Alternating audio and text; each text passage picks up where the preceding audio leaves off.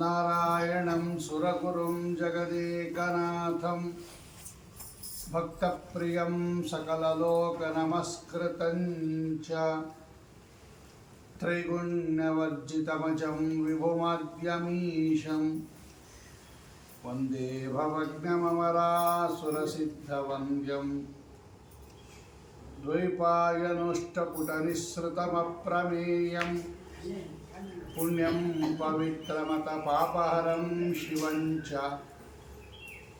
ಯೋ ಭಾರತಂ ಸಮಧಿಗಚ್ಚತಿ ವಾಚ್ಯಮಾನಂ ಕಿಂ ತಸ್ಯ ಪುಷ್ಕರಜಲೈಃ ಅಭಿಷೇಚನೇನ ಜಯತಿ ಪರಾಶರಸೂನುಃ ಸತ್ಯವತೀ ಹೃದಯನಂದನೋ ವ್ಯಾಸಃ ಯಸ್ಯಾಸ್ಯ ಕಮಲಗಲಿತಂ ವಾङ्ಮಯಮೃತಂ ಜಗತ್ಪಿಬತಿ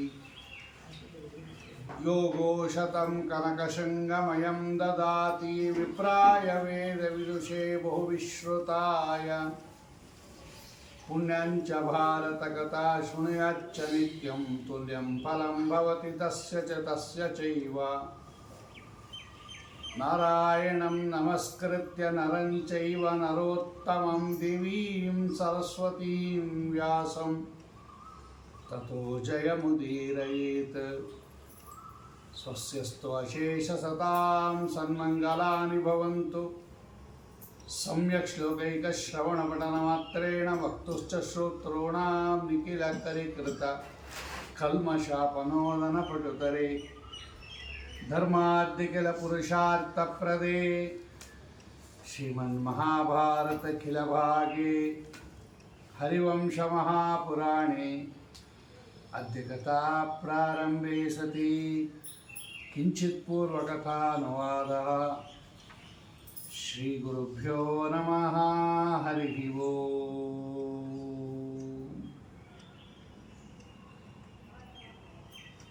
ಶ್ರಾದ್ದಕಲ್ಪ ಪಿತೃಕಲ್ಪದ ಈ ವಿಚಾರವನ್ನೆಲ್ಲ ನಿರೂಪಣೆ ಮಾಡಿದ ಮೇಲೆ ಹರಿವಂಶದಲ್ಲಿ ಈ ಚಂದ್ರವಂಶದ ಕಥಾವನ್ನು ಹೇಳುತ್ತಾರೆ.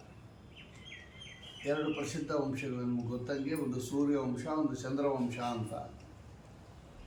ಎರಡೂ ನಾರಾಯಣ ದೇವರಿಂದ ಪ್ರವರ್ತಿತವಾಗಿರ್ತಕ್ಕಂಥದ್ದು. ಸೂರ್ಯವಂಶದಲ್ಲಿ ಭಗವಂತ ರಾಮದೇವರಾಗಿ ಅವತಾರ ಮಾಡಿದ. ಚಂದ್ರವಂಶದಲ್ಲಿ ಭಗವಂತ ಪರಶುರಾಮ ರೂಪದಿಂದ ಅವತಾರ ಮಾಡ್ತಾ ಇದ್ದಾನೆ, ಧನ್ವಂತರಿ ರೂಪದಿಂದ ಅವತಾರ ಮಾಡ್ತಾ ಇದ್ದಾನೆ, ಪ್ರಸಿದ್ಧ ಕೃಷ್ಣ ರೂಪದಿಂದ ಅವತಾರ ಮಾಡಿದ್ದಾನೆ. ಆ ಕೃಷ್ಣ ಪರಮಾತ್ಮನ ಚರಿತ್ರೆಯನ್ನು ಮುಂದೆ ವಿಷ್ಣು ಪರ್ವ, ಭವಿಷ್ಯತ್ ಪರ್ವ ಅಂತ ಎರಡು ಪರ್ವ ಇದೆ, ಅಲ್ಲಿ ವಿಸ್ತಾರವಾಗಿ ನಿರೂಪಣೆ ಮಾಡೋಕ್ಕೋಸ್ಕರವಾಗಿ ಮೊದಲು ಈ ಚಂದ್ರ, ಅವನ ಉತ್ಪತ್ತಿ, ಅವನು ಮಾಡಿರ್ತಕ್ಕಂತಹ ಕಾರ್ಯ, ಅವನ ವಂಶ, ಅಲ್ಲಿ ಭಗವಂತ ಅವತಾರ ಮಾಡಿದ್ದು ಅನ್ನೋ ಕ್ರಮದಲ್ಲಿ ವೇದವ್ಯಾಸ ದೇವರು ನಿರೂಪಣೆ ಮಾಡುತ್ತಾ ಇದ್ದಾರೆ. ಪರಮಾತ್ಮನ ನಾಭಿಕಮಲದಿಂದ ಉತ್ಪನ್ನರಾದವರು ಚತುರ್ಮುಖ ಬ್ರಹ್ಮದೇವರು. ಚತುರ್ಮುಖ ಬ್ರಹ್ಮದೇವರ ಮಕ್ಕಳು ಅತ್ರಿ ಋಷಿಗಳು. ಈ ಅತ್ರಿ ಋಷಿಗಳು ಪರಮದಾರುಣ ತಪಸ್ಸನ್ನು ಮಾಡಿ ಚಂದ್ರನನ್ನು ಪಡೆದಿರ್ತಕ್ಕಂಥವರು. ಅತ್ರಿ ಮಗ ಚಂದ್ರ ಅಪಾರವಾದ ಕಾಂತಿಯಿಂದ ಕೂಡಿರ್ತಕ್ಕಂಥವನು. ಚಂದ್ರ ಆಹ್ಲಾದಕರ, ಸೂರ್ಯನಷ್ಟು ಪ್ರಖರ ಇಲ್ಲ ಚಂದ್ರ. ಬೆಳದಿಂಗಳನ್ನೂ ಕೊಡ್ತಾನೆ, ಮನಸ್ಸಿಗೆ ಹಿತವನ್ನೂ ಉಂಟು ಮಾಡ್ತಾನೆ. ಒಳ್ಳೆ ರಮಣೀಯ ರೂಪ ಚಂದ್ರಂದು, ಕಾಂತಿ, ಶಾಂತಿ, ಕಮನೀಯ ರೂಪ ಭಗವಂತನು ಆ ಚಂದ್ರಂದು. ಅದರ ಮೇಲೆ ಈ ಬ್ರಹ್ಮದೇವರು ಏನು ಮಾಡಿಬಿಟ್ರು, ಈ ಚಂದ್ರನನ್ನು ಔಷಧಿಗಳಿಗೆ, ಬೀಜಗಳಿಗೆ, ಬ್ರಾಹ್ಮಣರಿಗೆ, ನೀರಿಗೆ ಅವನನ್ನು ಯಜಮಾನನನ್ನಾಗಿ ಮಾಡಿಬಿಟ್ರು. ಆಮೇಲೆ ದಕ್ಷ ಪ್ರಜಾಪತಿ ಏನು ಮಾಡ್ದ, ತನ್ನ 27 ಜನ ಮಕ್ಕಳನ್ನು ಲಗ್ನ ಮಾಡಿಕೊಟ್ಟ ಚಂದ್ರನಿಗೆ. ಆ ನಾರಿಮಣಿಗಳಿಂದ ಕೂಡಿಕೊಂಡು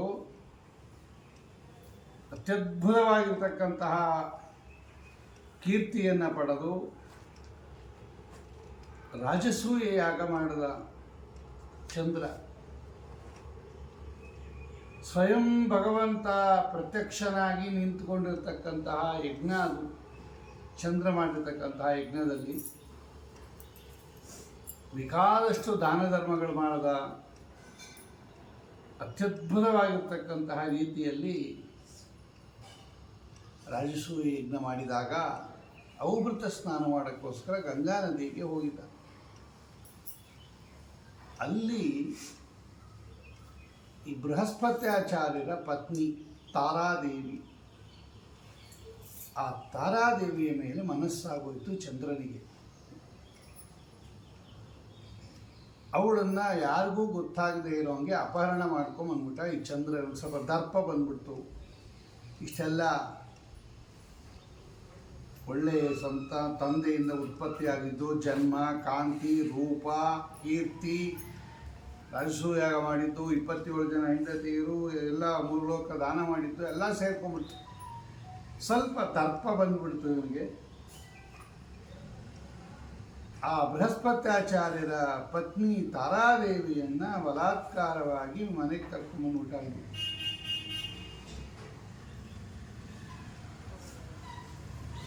ಅದು ಬೃಹಸ್ಪತ್ಯಾಚಾರ್ಯರಿಗೆ ಗೊತ್ತಾಯಿತು.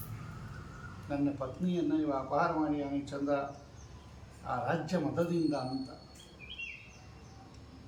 ಕೊಟ್ಬಿಡು ವಾಪಸ್ಸು ಅಂದರು. ಕೇಳಲಿಲ್ಲ ಅವನು. ಬ್ರಹ್ಮದೇವರ ಹತ್ರ ಹೋಗಿ ಹೇಳಿದ್ರು, ಈ ಥರ ಅಪಹಾರ ಮಾಡಿ.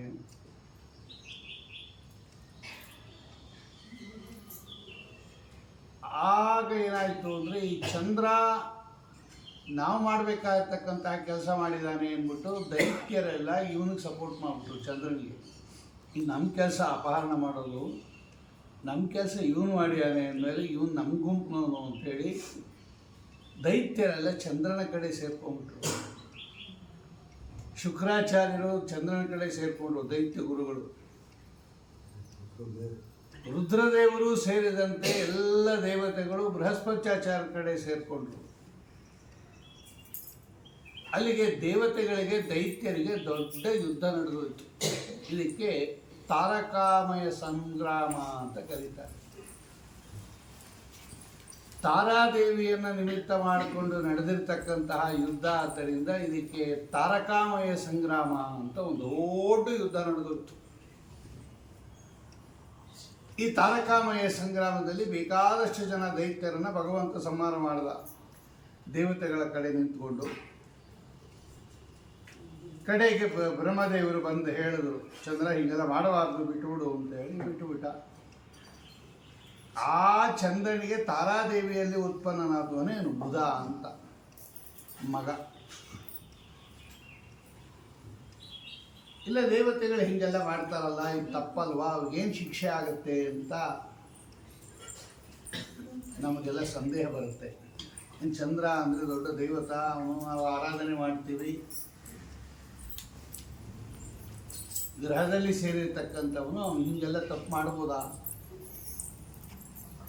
ಶ್ರೀಮದ್ ಆಚಾರ್ಯರು ಅನುವ್ಯಾಖ್ಯಾನದಲ್ಲಿ ಬರೀತಾರೆ, ದೇವತೆಗಳಿಗೆ ಏನು ಬೇಕಾದರೂ ಮಾಡಿಬಿಡ್ಬೋದು, ಅವ್ರಿಗೇನು ಶಿಕ್ಷೆ ಆಗಲ್ಲ ಅಂತ ಇಲ್ಲ. ನಮ್ಮ ರೂಲ್ಸು ದೇವತೆಗಳಿಗೆ ಅಪ್ಲೈ ಆಗಲ್ಲ, ಆದರೆ ದೇವತೆಗಳಿಗೆ ತಮ್ಮದೇ ಆಗಿರ್ತಕ್ಕಂತಹ ರೂಲ್ಸ್ ಆ್ಯಂಡ್ ರೆಗ್ಯುಲೇಷನ್ಸ್ ಇರುತ್ತೆ. ಸುಗ್ರೀವ, ಚಂದ್ರ ಇವರೆಲ್ಲ ತಪ್ಪು ಮಾಡಿದ್ದಾರೆ. ದೇವತೆಗಳಿಗೆ ಅಪರೋಕ್ಷ ಜ್ಞಾನಿಗಳಾದ್ದರಿಂದ ಅವರಿಗೆ ಪಾಪ ಅಂಟೋದಿಲ್ಲ, ಯಾವ ಪಾಪನೂ ಅಂಟೋದಿಲ್ಲ. ಬ್ರಹ್ಮಹತ್ಯಾದಿ ಪಾಪಗಳು ಯಾವುದೂ ಅಂಟೋದಿಲ್ಲ. ಓಂ ತದಿದಿಗಮೆ ಉತ್ತರ ಪೂರ್ವಾಗಯೋ ಅಶ್ಲೇಷ ವಿನಾಶೋ ತದ್ವ್ಯಪದೇಶಾತ್. ನಮ್ಮ ಮೊದಲೇ ಹೇಳಿದೆ, ಪುರಾಣದ ಕಥೆಗಳನ್ನೆಲ್ಲ ಕೇಳಬೇಕಾದ್ರೆ ಶಾಸ್ತ್ರ ಪರಿಚಯ ಇಲ್ಲದೆ ಇದ್ದರೆ ಸರಿಯಾಗಿ ಅರ್ಥ ಆಗಲ್ಲ. ತಪ್ಪು ತಿಳುವಳಿಕೆ ಬಂದು ದೇವತೆಗಳ ಮೇಲೆ ನಮಗೆ ಅನರ್ಥ ಆಗತ್ತೆ. ಹಾಗಾಗಿ ದೊಡ್ಡವರ ಚರಿತ್ರೆಯನ್ನು ಓದೋ ಸಂದರ್ಭದಲ್ಲಿ, ಕೇಳೋ ಸಂದರ್ಭದಲ್ಲಿ ಸ್ವಲ್ಪ ಶಾಸ್ತ್ರ ಹಿನ್ನೆಲೆ ಇರಬೇಕು. ಇದನ್ನೆಲ್ಲ ಶ್ರೀಮದ್ ಆಚಾರ್ಯರು ತಮ್ಮ ಗ್ರಂಥದಲ್ಲಿ ತೋರಿಸ್ಕೊಟ್ರು. ಅವ್ರು ತೋರಿಸ್ಕೊಟ್ಟಿದ್ದಕ್ಕೆ ನಮಗೆ ಅರ್ಥ ಆಗಿದ್ದು, ಇಲ್ಲದ್ರೆ ಭಾಳ ಕಷ್ಟ ಆಗೋದು ನಮಗೆ. ಒಳ್ಳೆ ಸುಗ್ರೀವ ಸೂರ್ಯ ಅವನು ತಪ್ಪು ಮಾಡಿದ್ದಾನೆ, ಚಂದ್ರ ಮೂಲ ರೂಪದಲ್ಲೇ ತಪ್ಪು ಮಾಡಿದ್ದಾನೆ, ಇವ್ರಿಗೆಲ್ಲ ಏನು ಶಿಕ್ಷೆನೇ ಆಗಲಿಲ್ವಾ, ಇವರೆಲ್ಲ ಮಾಡಿದ ತಪ್ಪಲ್ವಾ ಅಂತ ನಮಗನ್ಸುತ್ತೆ. ಶ್ರೀಮದ್ ಆಚಾರ್ಯ ಹೇಳ್ತಾರೆ, ಇವರಿಗೆಲ್ಲ ಏನು ತಪ್ಪಾಗುತ್ತೆ, ಏನು ಶಿಕ್ಷೆ ಆಗುತ್ತೆ, ಅವರ ಶಿಕ್ಷೆಯ ಪ್ರಮಾಣ ಏನು, ಇದೆಲ್ಲ ಶಾಸ್ತ್ರದಲ್ಲಿ ಬರೆದಿದ್ದಾರೆ ಆಚಾರ್ಯರು.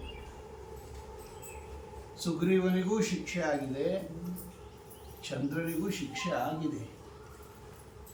ಆ ಶಿಕ್ಷೆ ಎಂಥದ್ದು, ಯಾವ ಸ್ವರೂಪದಲ್ಲಿದೆ ಎನ್ನುವುದು ಶಾಸ್ತ್ರೀಯ ವಿಷಯ. ಅದು ಕಥಾ ಇಷ್ಟು ಹೇಳಿಬಿಡುತ್ತೆ.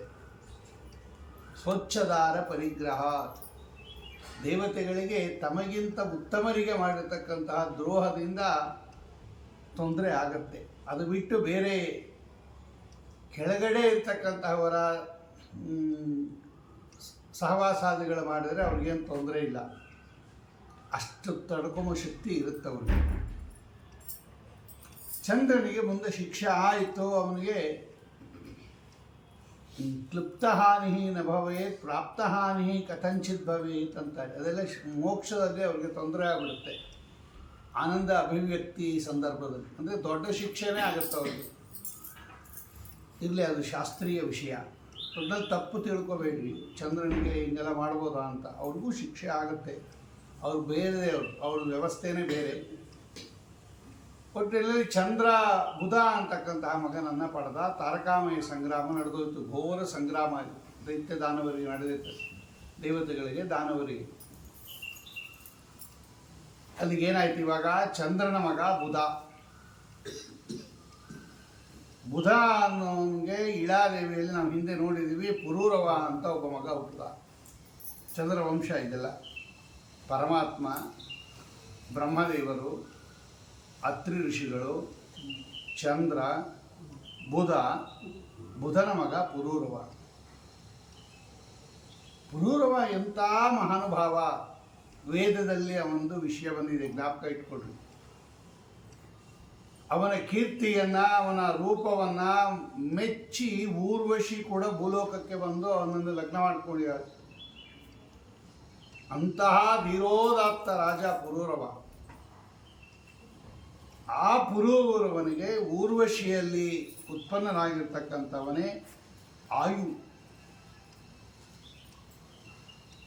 ಆ ಆಯುವಿನಲ್ಲಿ ಉತ್ಪನ್ನವಾಗಿರ್ತಕ್ಕಂತಹ ಅನೇಕ ಮಕ್ಕಳಲ್ಲಿ ಅವನಿಗೆ ಆಯು, ಚಿರಾಯು, ಅಮಾವಸು, ವಿಶ್ವಾಯು, ಶ್ರುತಾಯು, ದೃಢಾಯು, ಶತಾಯು ಅಂತ 7 ಜನ ಮಕ್ಕಳು ಪುರೂರವನಿಗೆ. ಅದರಲ್ಲಿ ಅಮಾವಸು ಅಂತಕ್ಕಂತಹ ಅವನ ಪುರೂರವನ ಮಗ ಅಮಾವಸು. ಅಮಾವಸುವಿನ ಮಗ ಭೀಮ. ಭೀಮನ ಮಗ ಕಾಂಚನವ್ರತ. ಕಾಂಚನವ್ರತನ ಮಗನೇ ಸುಹೋತ್ರ. ಸುಹೋತ್ರನ ಮಗನೇ ಜಹ್ನು ಅಂತ ಒಬ್ಬರು. ಈ ಜಹ್ನುವಿನ ಹತ್ತಿರ ಗಂಗಾದೇವಿ ಬಂದು ಕೇಳಿದ್ರು, ನನ್ನನ್ನು ಲಗ್ನ ಮಾಡ್ಕೊ ನೀನು ಅಂತ. ಅವನಾಗಲ್ಲ ಅಂದ್ಬಿಟ್ಟ. ನಿನ್ನ ಲಗ್ನ ಮಾಡ್ಕೊಮಲ್ಲ ನಾನು ಅಂತ ಕೇಳ್ದ. ಇಲ್ಲ, ನೀನು ಮಾಡ್ಕೊಮಲ್ಲ ಅಂದ. ನನಗೇನು ಇಷ್ಟ ಇಲ್ಲ, ನೀನು ಮಾಡ್ಕೊಮಲ್ಲ ಅಂದ್ಬಿಟ್ಟ ಗಂಗಾದೇವಿಯನ್ನು. ಗಂಗಾದೇವಿಗೆ ತುಂಬ ಕೋಪ ಬಂದ್ಬಿಡ್ತು. ನಾನು ಎಂಥ ಫೇಮಸ್ಸು, ನಾನು ಬಂದು ಕೇಳ್ತಾ ಇದ್ದೀನಿ ಲಗ್ನ ಮಾಡ್ಕೊ ಅಂದಾಗ ನೀ ಬೇಡ ಅಂದಿದ್ಯಾ ಅಂತೇಳಿ ತನ್ನ ಪ್ರವಾಹದಿಂದ ಅವನ ಆಶ್ರಮವನ್ನೆಲ್ಲ ನಾಶ ಮಾಡಿಬಿಟ್ಲು ಗಂಗಾದೇವಿ. ಕೊಚ್ಚೋಗೋಂಗೆ ಮಾಡಿಬಿಟ್ಲು ಜಲರಾಶಿಯಿಂದ. ಆಗ ಅವನೇನು ಮಾಡ್ದ, ಅಷ್ಟನ್ನು ಕುಡಿದು ಬಿಟ್ರು ಜಹ್ನು ಋಷಿಗಳು. ಅವನು ಋಷಿಗಳು ಹೌದು, ಕ್ಷತ್ರಿಯರು ಹೌದು. ಇಡೀ ಜಾಹ್ನವಿ, ಅದಕ್ಕೆ ಅವನು ಜಾಹ್ನವಿ ಅಂತ ಹೆಸರು ಬಂದಿರೋದು. ಇಡೀ ದೇವನದಿಯನ್ನೆಲ್ಲ ಆಪೋಷಣ ಆಗ್ಬಿಟ್ಟ. ಏನು ನಿಂಗೆ ಇಷ್ಟು ಸೊಕ್ಕು, ನೀನು ದೇವನದಿ ಆಗಿದೆಯಾ ಅಂತ ನೀನು ಲಗ್ನ ಮಾಡ್ಕೊಳ್ಬೇಕು ಅಂತ ಏನು, ನಂಗೆ ಇಷ್ಟ ಇಲ್ಲ ಮಾಡ್ಕೊಬಲ್ಲ ಅಂದ. ಅವಳು ಕೋಪ ಬಂದ್ಬಿಡ್ತು, ಆಶ್ರಮ ಎಲ್ಲ ನಾಶ ಮಾಡಿಬಿಟ್ಲು. ಅವನಿಗೂ ಕೋಪ ಬಂತು, ಇಡೀ ದೇವನದಿಯನ್ನು ಏಕಾಪೋಷಣ ಮಾಡಿಬಿಟ್ಟ ಅವನು ಜಹ್ನು. ನೋಡಿ ಒಬ್ಬೊಬ್ಬರ ಸಾಮರ್ಥ್ಯ ಹೆಂಗಿದೆ ಲೆಕ್ಕ ಹಾಕ್ಕೊಡ್ರಿ. ಯಾಕೆ ಈ ಸೂರ್ಯವಂಶ ಚಂದ್ರವಂಶದ ಕಥಾ ಕೇಳಬೇಕು? ನಾನು ನೆನ್ನೆನೇ ಹೇಳಿದ್ದೆ, ಇಲ್ಲಿ ಬಂದಿರುವ ಒಬ್ಬೊಬ್ಬ ಮಹನೀಯರು ಕೂಡ ಭಗವಂತನ ಅನುಗ್ರಹದಿಂದ ಎಷ್ಟು ಸಾಮರ್ಥ್ಯವನ್ನು ಪಡೆದಿದ್ದಾರೆ. ಎಲ್ಲಿಂದ ಬಂತು ಇವರಿಗೆ? ದೇವನದಿ, ಇಡೀ ದೇವನದಿಯನ್ನು ಏಕಾಪೋಷಣ ಮಾಡಿಬಿಟ್ಟ ಜಹ್ನು. ಆಮೇಲೆ ದೇವತೆಗಳೆಲ್ಲ ಪ್ರಾರ್ಥನೆ ಮಾಡಿದ್ರು, ಈಗ ನಾವೇನು ಮಾಡಬೇಕು ಅಂತ ಹೇಳಿ ಎಲ್ಲರೂ ಕೂಡ ಮುನಿಗಳು, ನಾವು ಸ್ನಾನ ಮಾಡೋದಂಗೆ, ಈಗ ಗಂಗಾ ನದಿಯೇ ಇಲ್ಲ ಅಂದಾಗ ತನ್ನ ಕಿವಿಯಿಂದ ಜಹ್ನು ಋಷಿ ಮತ್ತೆ ಅದನ್ನೆಲ್ಲ ವಾಪಸ್ ಏಕಾಪೋಷಣ ಮಾಡಿರ್ತಕ್ಕಂಥದ್ದು. ಈ ಕಾರಣದಿಂದ ಅದಕ್ಕೆ ಜಾಹ್ನವಿ ಅಂತಲೇ ಹೆಸರು ಬಂದಿರೋದು. ಜಾಹ್ನವಿ ಅನ್ನೋದು ಗಂಗಾ ನದಿಯ ಹೆಸರು. ಜಹ್ನು ಋಷಿಗಳ ಶ್ರೋತ್ರೇಂದ್ರಿಯದಿಂದ ಬಂದದ್ದರಿಂದ ಅವಳಿಗೆ ಜಾಹ್ನವಿ ಜಾಹ್ನವಿ ಅಂತ ಕರೀತಾರೆ. ಅವನಿಂದ ಉತ್ಪತ್ತಿ ಆದಂಗಾಯಿತು. ಆದ್ದರಿಂದ ಜಹ್ನುವಿನ ಮಗಳು ಜಾಹ್ನವಿ. ಆಮೇಲೆ ಅವಳು ಬೇರೆ ಇನ್ನೊಂದು ರೂಪದಿಂದ ಲಗ್ನ ಮಾಡ್ಕೋತಾಳೆ ಜಹ್ನುವನ್ನು, ಬೇರೆ ಒಂದು ರೀತಿಯಿಂದ. ಒಟ್ಟಿನಲ್ಲಿ ಅವಳು ತನ್ನ ಇಚ್ಛೆಯನ್ನು ಕೂಡ ಪೂರೈಸಿಕೊಂಡು ಹೆಂಡತಿ ಆಗಬೇಕು ಅಂತ. ಇದು ಜಾಹ್ನವಿಯ ಉತ್ಪತ್ತಿಯ ಕಥೆಯನ್ನು ನಿರೂಪಣೆ ಮಾಡಿದ ಮೇಲೆ, ಇದೇ ವಂಶದಲ್ಲಿ, ಜಹ್ನುವಿನ ವಂಶದಲ್ಲಿ ಕುಶಿಕ ಅಂತ ಒಬ್ಬ ರಾಜ ಬಂದ. ಇಲ್ಲಿ ಚಂದ್ರವಂಶದ ಕಥೆಯನ್ನು ಹೇಳುತ್ತಾರೆ ಹರಿವಂಶದಲ್ಲಿ. ಕುಶಿಕ ಅಂತ ಒಬ್ಬ ರಾಜ ಬಂದ. ಈ ಕುಶಿಕ ದೊಡ್ಡದಾಗಿರ್ತಕ್ಕಂತಹ ತಪಸ್ಸನ್ನು ಮಾಡಿ ಅಪಾರವಾಗಿರ್ತಕ್ಕಂತಹ ಕೀರ್ತಿಯನ್ನು, ಉಗ್ರವಾಗಿರ್ತಕ್ಕಂಥ, ಅಂದರೆ ಇಂದ್ರದೇವರ ಸಮಾನವಾದ ಮಗ ಬೇಕು ಅಂತ ಭಾರೀ ತಪಸ್ಸು ಮಾಡಿದ ಈ ಕುಶಿಕ ಅನ್ನೋನು. ಆಗೇನಾಯಿತು, ಈ ಇಂದ್ರದೇವರಿಗೆ ಸ್ವಲ್ಪ ಭಯ ಆಗೋಯ್ತಂತೆ. ಇವರ ತಪಸ್ಸು, ಇವರ ವೀರ್ಯ, ಇವರ ಚಿಹ್ನೆಯನ್ನು ನೋಡಿದ್ರೆ ಇವನಿಗೂ ನನಗೆ ಸಮಾನನಾಗಿರ್ತಕ್ಕಂಥ ಒಬ್ಬ ಮಗ ಹುಟ್ಟುಬಿಡ್ತಾನೆ ಅಂತ ಹೇಳಿ ಅವರೇನು ಹೇಳಿದ್ರು, ಬೇರೆ ಮಗ ಹುಟ್ಟೋದೇ ಬೇಡ, ನಾನೇ ಬಂದು ಬಿಡ್ತೀನಿ ಅಂತ ಹೇಳಿ ಇಂದ್ರದೇವರೇ ಈ ಕುಶಿಕನಿಗೆ ಮಗನಾಗಿ ಬಂದುಬಿಟ್ರು. ಅವನೇ ಗಾಧಿ ಅಂತ. ಸಾಕ್ಷಾತ್ ಇಂದ್ರದೇವರು ಗಾಧಿ ಮಹಾರಾಜರಾಗಿ ಬಂದರು. ಕುಶಿಕನಿಂದ ಉತ್ಪನ್ನರಾಗಿರೋದ್ರಿಂದ ಅವ್ರಿಗೆ ಕೌಶಿಕ ಅಂತ ಹೆಸರು, ಗಾಧಿ ಅಂತ ಅವ್ರ ಹೆಸರು. ಈ ಗಾಧಿ ಮಹಾರಾಜರಿಗೆ ಸತ್ಯವತಿ ಅಂತ ಒಬ್ಬ ಮಗಳು. ಈ ಸತ್ಯವತಿ ದೇವಿಯನ್ನು ರುಚಿಕ ಅಂತಕ್ಕಂತಹ ಋಷಿಗಳಿಗೆ ಕೊಟ್ಟು ಲಗ್ನ ಮಾಡಿದ್ದ ಗಾಧಿ ಮಹಾರಾಜ. ನವಮಸ್ಕಂದದ ಭಾಗವತದಲ್ಲೂ ಇದೆ, ಹರಿವಂಶದಲ್ಲೂ ಇದೆ ಈ ಕಥೆಯೆಲ್ಲ. ಮಹಾ ತಪಸ್ಸುಗಳು ರುಚಿಕ ಋಷಿಗಳು.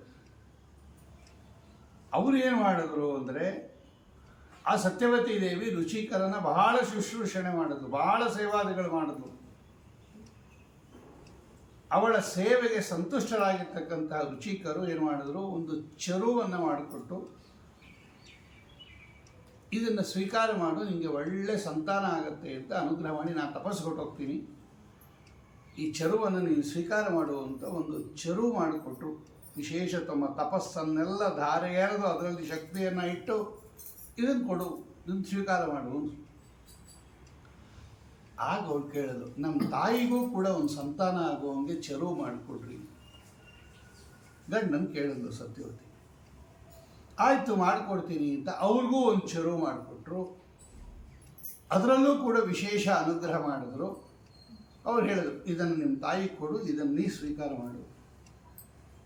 ನಿನ್ನ ತಾಯಿಗೆ ಒಳ್ಳೆ ಕ್ಷಾತ್ರ ತೇಜಸ್ಸಿಂದ ತುಂಬಿರ್ತಕ್ಕಂತಹ, ಒಳ್ಳೆ ಬಲ ಸಂಪನ್ನನಾಗಿರ್ತಕ್ಕಂತಹ ಕ್ಷತ್ರಿಯ ಮಗ ನಿಮ್ಮ ತಾಯಿಗೆ ಹುಟ್ಟುತ್ತಾನೆ. ಶಮದವಾದಿ ಸಂಪನ್ನನಾಗಿರ್ತಕ್ಕಂತಹ, ತಪಸ್ವಿಯಾಗಿರ್ತಕ್ಕಂತಹ ನಾವು ಬ್ರಾಹ್ಮಣರು, ನಮಗೆ ಯೋಗ್ಯನಾಗಿರ್ತಕ್ಕಂತಹ ಮಗ ನಮಗೆ ಹುಟ್ಟುತ್ತಾನೆ, ಇದು ನೀ ಸ್ವೀಕಾರ ಮಾಡು ಅಂತ 2 ಚರು ಕೊಟ್ಬಿಟ್ಟು ತಪಸ್ಸು ಕೊಟ್ಟೋದ್ರು ಅವರು. ಇವಳು ಆಶ್ರಮದಲ್ಲೇ ಇದ್ಲು ಸತ್ಯವತಿ. ಒಂದು ಸ್ವಲ್ಪ ದಿನ ಆದಮೇಲೆ ಈ ಗಾಧಿ ಮಹಾರಾಜ ತನ್ನ ಹೆಂಡತಿಯನ್ನು ಕರ್ಕೊಂಡು, ಈ ಹೆಂಗಿದ್ದಾಳೆ ಮಗಳು ಅಂತ ನೋಡ್ಕೊಂಬರಬೇಕು ಅಂತ ಬಂದ ಅವನು. ಆಗ ಇವಳು ಹೇಳಿದ್ಳು, ನೋಡಮ್ಮ ಚರು ಇದೆ, ನಮ್ಮ ಯಜಮಾನರು ನಿಂಗೂ ಕೊಡು ಅಂತ ಕೊಟ್ಟಿದ್ದಾರೆ ಅಂತ ಅಮ್ಮನಿಗೆ ಒಂದು ಚರು. ಅವಳು ಏನು ಮಾಡಿಬಿಟ್ಲು, ಪ್ರಮಾದವಶಾತ್ತು ಅದು ಅದಲು ಬದಲು ಆಗೋಯ್ತು ಚರು. ಅದು ಕೊಟ್ಟುಬಿಡು ನನಗೆ ಅಂತ ಅವಳೇ ತಿಳ್ಕೊಂಡು ಅದು ಬರೀ 2 ಚರು ಇದೆ, ಯಾರು ತಗೊಂಡ್ರೆ ಏನು ಅಂತ ಹೇಳಿ ತನಗೆ ಕೊಟ್ಟಿರ್ತಕ್ಕಂಥ ಚರುವನ್ನು ತಮ್ಮ ತಾಯಿಗೆ ಕೊಟ್ಬಿಟ್ಲು ಅವಳು ಸತ್ಯವತಿ. ಆ ತಾಯಿಗೆ ಅಂತ ಏನು ಕೊಟ್ಟಿದ್ರು ಗಂಡ, ಅದನ್ನು ತಾನು ತಿಂದುಬಿಟ್ಲು. ಸರಿ, ಚರು ಇಬ್ಬರು ಸ್ವೀಕಾರ ಮಾಡಿಬಿಟ್ರು. ಅವಳು ಹೊರಟೋದ್ಲು. ಒಂದು ಸ್ವಲ್ಪ ದಿನ ಆದಮೇಲೆ ಹೊರಟೋದು. ಆಮೇಲೆ ಏನಾಯಿತು ಅಂತ ಹೇಳಿದ್ರೆ, ಒಂದು ದಿವಸ ಬಂದರು ರುಚಿಕರು, ತಪಸ್ಸು ಮುಗಿಸ್ಕೊಂಡು ಗರ್ಭಿಣಿ ಆಗಿದ್ದಾಳೆ ಹೆಂಡತಿ. ಅವಳು ಮುಖ ನೋಡ್ತಿದ್ದಂಗೆ ಗೊತ್ತಾಗೋಯ್ತು ಅವ್ರಿಗೆ. ಏನು ನಿನ್ನ ಮುಖದಲ್ಲಿ ಕ್ಷಾತ್ರ ತೇಜಸ್ಸು ತುಂಬಿ ತುಳುಕ್ತಾ ಇದೆಯಲ್ಲ, ರೌದ್ರ ರಸ ಅಂತ ಕರೀತಾರೆ. ಅಂದರೆ ಭಯಂಕರ ಭೀಭತ್ಸ ರಸ ನಿನ್ನ ಮುಖದಲ್ಲಿ ಕಾಣ್ತಾ ಇದೆ. ನಿನ್ನ ಮಗ ಭೀಕರ ಬಲದಿಂದ ಕೂಡಿರ್ತಕ್ಕಂತಹ ಒಬ್ಬ ಕ್ಷತ್ರಿಯ ಹುಟ್ಟೋ ವ್ಯವಸ್ಥೆ ಇದೆ. ಯಾಕೆ ಅಂತ ನೋಡಿದ್ರು. ಶಮದಮಾದಿ ಸಂಪನ್ನ ತಪಸ್ವಿ ಬ್ರಾಹ್ಮಣ ಕಳೆ ಬರಬೇಕಾಯಿತು ನಿನ್ನ ಮುಖದಲ್ಲಿ. ರೌದ್ರ ತೇಜಸ್ಸಿನಿಂದ ಕೂಡಿದ, ಕ್ಷಾತ್ರ ತೇಜಸ್ಸಿನಿಂದ ಕೂಡಿದ ಕಳೆ ಬಂದುಬಿಟ್ಟಿದೆ ಅಂದಮೇಲೆ ಒಳಗಡೆ ಕೂಸು ಆ ಥರ ಇದೆ ಅಂತ ತಿಳ್ಕೊಂಡು ಕೇಳಿಬಿಟ್ರು ಅವರು. ಅವ್ರು ಕೇಳೋಕ್ಕಿಂತ ಮುಂಚೆ ತಮ್ಮ ಯೋಗ ದೃಷ್ಟಿಯಿಂದ ನೋಡಿದ್ರು ಒಂದು ಸಲ ಏನಾಗಿದೆ ಅಂತ. ಎಲ್ಲ ಗೊತ್ತಾಗುತ್ತೆ ಅವರು. ಇವರು ಅದಲು ಬದಲು ಮಾಡ್ಕೊಂಡ್ಬಿಟ್ಟಿದ್ದಾರೆ ಚರುವನ್ನು ಅಂತ ಗೊತ್ತಾಯಿತು. ಕೇಳಿದ್ರು ಅವರು, ನಿನಗೆ ಕೊಟ್ಟ ಚರುವನ್ನು ನೀನು ನಿಮ್ಮ ಅಮ್ಮನಿಗೆ ಕೊಟ್ಟಿದ್ಯಾ, ನಿಮ್ಮ ಅಮ್ಮನಿಗೆ ಕೊಡಬೇಕಾದ ಚರುವನ್ನು ನೀನು ತಿಂದಿದ್ಯಾ? ಹೌದು ಒಂದು ಹೌದು. ಪ್ರಮಾದವಶಾತ್ ಅಂದರೆ ಅಜ್ಞಾನ, ಗೊತ್ತಾಗದೆ ಕೊಟ್ಟುಬಿಟ್ಟೆ ಅಂತ ಹೇಳಿದ್ರು. ಅವಳಿಗೆ ಗೊತ್ತಿರುತ್ತೆ ಕೇಳಿಸ್ಕೊಂಬಿಟ್ಲು. ಇವಳಿಗೆ ಗೊತ್ತಾಗಿಲ್ಲ, ಯಾವುದಾದ್ರೇನು ಅಂತ ಒಂದು ಕೊಟ್ಬಿಟ್ಟು 2 ಸತ್ಯನಾರಾಯಣ ಪ್ರಸಾದ ಕೊಟ್ಟಿರ್ತಾರಪ್ಪ,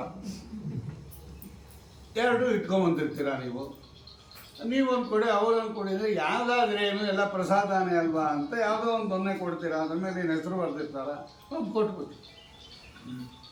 ಹಂಗಲ್ಲ ಅಂತಾರೆ ಶಾಸ್ತ್ರೀಯದಲ್ಲಿ. ಹಾಗೆ ಪದಾರ್ಥ ಎಕ್ಸ್ಚೇಂಜ್ ಮಾಡ್ಕೋಬಾರ್ದು. ನಿಮಗೆ ಕೊಟ್ಟಿರೋದು ನೀವೇ ತಿನ್ನಬೇಕು. ನಿಮಗೇನು ಹಣ್ಣು, ನಿಮಗೇನು ಮಂತ್ರಾಕ್ಷಿ ಕೊಟ್ಟಿದ್ದೀರಾ ನೀವೇ ಸ್ವೀಕಾರ ಮಾಡಬೇಕದು. ಯಾವುದಾದ್ರೂ ಒಂದು ವಿಶೇಷ ಸಂದರ್ಭದಲ್ಲಿ ಅನುಗ್ರಹ ಮಾಡಿ ಅಂತ ಕೊಟ್ಟಿದ್ರೆ ನಾವೇ ಸ್ವೀಕಾರ ಮಾಡಬೇಕದು. ಅವ್ರು ಹಂಗೆ ಅನುಗ್ರಹ ಮಾಡಿಕೊಟ್ಟಿರ್ತಾರೆ ಜ್ಞಾನಿಗಳಾದವರು. ಗೊತ್ತಾಗೋಯ್ತು ಇವ್ರಿಗೆ, ಎಂಥ ತಪ್ಪು ಮಾಡಿದೆ ನೀನು ಸತ್ಯವತಿ. ಒಳ್ಳೆಯ ಶಮದವಾದಿ ಸಂಪನ್ನನಾಗಿರ್ತಕ್ಕಂತಹ ತಪಸ್ವಿಯಾಗಿರ್ತಕ್ಕಂತಹ ಒಬ್ಬ ಬ್ರಾಹ್ಮಣ ಹುಟ್ಟಬೇಕು ಅಂತೇಳಿ ಹಂಗೆ ನಾವು ಬ್ರಾಹ್ಮಣರು ಆ ತಪಸ್ಸಿನ ಧಾರೆಯನ್ನೆಲ್ಲ ಅದರಲ್ಲಿ 2 ನಿಂಗೆ ಕೊಟ್ಟಿದ್ದೆ. ನಿಮ್ಮಪ್ಪ ಕ್ಷತ್ರಿಯ, ಅವನಿಗೆ ಕ್ಷತ್ರಿಯ ಪುತ್ರ ಹುಟ್ಟಬೇಕು, ರಾಜ್ಯ ಆಳಬೇಕು, ಅದಕ್ಕೆ ಬೇಕಾಗಿರ್ತಕ್ಕಂತಹ ಶಕ್ತಿ ಸಂಪನ್ನ ಬಲಾದಿಗಳು ಬರಬೇಕು ಅಂತೇಳಿ ಹಂಗೆ ಅಭಿಮಂತ್ರಣ ಮಾಡಿ ನಿಮ್ಮ ಅಮ್ಮಂಗೆ ಕೊಟ್ಟಿದ್ದೆ. ನೀವು ಬದಲಾವಣೆ ಮಾಡ್ಕೊಂಡ್ಬಿಟ್ಟಿದ್ದೀರ. ಅವನಿಗೆ ಬ್ರಾಹ್ಮಣ ಗುಣೋಪೇತನಾಗಿರ್ತಕ್ಕಂಥವನು ಅವನಿಗೆ ಹುಟ್ಟುಬಿಡ್ತಾನೆ, ನಮಗೆ ಕ್ಷತ್ರಿಯ ಮಗ ಹುಟ್ಟುಬಿಡ್ತಾನೆ. ಅರ್ಥಾತ್ ಆ ಗುಣದಿಂದ ಕೂಡಿರ್ತಕ್ಕಂತಹ ಮಗ ನಮಗೆ ಹುಟ್ಟುಬಿಡ್ತಾನೆ. ನೋಡಿ ಹಿಂಗೆ ಬದಲಾಯಿಸ್ಕೊಂಬಿಟ್ಟು ಅಂತ ಕೇಳಿದಾಗ